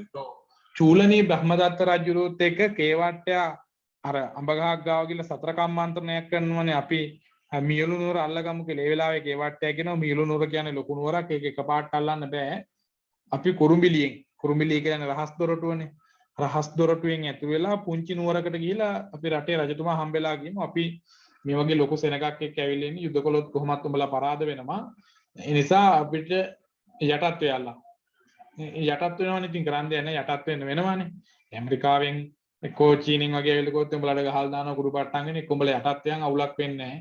නැතුනොත් උඹලා කුඩු කොල්ල දානකොත් අපිට බල්ලෝ වගේ යටත් වෙනවනේ. ඒ වගේ තමයි. ඒ යටත් වුණාට පස්සේ ඒ සෙනග තමන්ගේ පැත්තේනේ. උන් එක්ක යනවා ඊට වඩා චුට්ටක් ලොකු එකකට. ඒකට ගිහිල්ලා කියනවා අපි අහවල් රටත් අල්ලගෙන ඉන්නේ. ඒකේ සෙනගත් එක්කමයි අපි ඇවිල්ලා ඉන්නේ. උඹලට පුළුවන් එක්ක යටත් වෙන්න නැත්නම් අපි යුද්ධ කරන බලව පරාද කරනවා. උනුත් යටත් වෙනවා. අපි අන්තිමට යනවා මේ මියුළු නුවරත් අල්ල ගන්න යනවා. ඒකට අපි මියුළු නුවරට රාස් දොරටුවෙන් ගිහිල්ලා කියනවා අපි ඇවිල්ලා ඉන්නේ මේ වගේ ලොකු සෙනගක් ඔක්කොම ටික අල්ලගෙන ඉන්නේ. උඹලා විතරයි අපිට අල්ලන්න තියෙන්නේ. එක්ක උඹලා යටත් වෙන්න ඕනේ. එහෙම නැත්නම් යුද්ධ කරලා පරාජයටපත් කරනවා කියලා කියනවා. ඊට පස්සේ පාලකයෝ ටික අර රටේ හිටිය ඔක්කොම රජවරුට එක තැනකට ගෙනල්ලා මදුපානෝත්සවයක් තියලා අර බොන මදු වලට නැත්නම් බොන මේ මද්ද්‍රව්‍ය වලට වස දාලා මරන්නනේ කේවට්ටය ප්ලෑන් කරන්නේ. ඒකනේ ගිරාපෝතගේ අහගෙන ඉඳලා වරචස් පිටක් හෙලලා මේ පිට වෙලා යන්නේ. අන්නේ සිද්ධියම තමයි ඔය රාජාණ්ඩු ක්‍රමේදී වෙන්නේ. ක්‍රමෙන් පුංචි රාජ්‍යයන් යටත් කර ගන්නවා මත්ස්‍ය න්‍යාය. යුද කළා හෝ ක්‍රමයකින් යටත් කර ගන්නවා. දැන් ලොකු ඒවත් එක ගේම් ඉල්ලන්න බැරි නිසා එක්ක විවාහ යෝජනාවක් ගෙනල්ලා එහෙම නැත්නම් මිත්‍ර සම්බන්ධතාවයක් ඇති කරලා රාජ්‍යයන් අල්ලා ගැනීම සිද්ධ කරනවා. අපි ඊට පස්සේ ලබන සතියේ ඉඳන් මගධ රාජ්‍ය ගැන කතා කරන්න හදන්නේ. අදට අපි පාඩම අවසන් කරනවා. අසා සිටි ඔබ සැමට සුබ රාත්‍රියක් වේවා. තෙරුවන් සරණයි. මොනවා හරි ගැටලු තියෙනවා නම් කියන්න. පාඩම හොඳද නරකද? අද දවසේ අලුතෙන් ආපු යට තේරුණාද නැද්ද කියලා පුළුවන් නම් මයික් එක ඔන් කරලා ගන්න නැත්නම් මෙසේජ් එකක් දාන්න. හාමුදුරුවෝ ලියන්න ප්‍රශ්නයක් දුන්නේ නැහැ නේද? ලියන්න ප්‍රශ්නයක් ඕන කියනවනේ. හරි. එහෙනම් ලියා ගන්න එක. ලියා ගන්න ප්‍රශ්නය.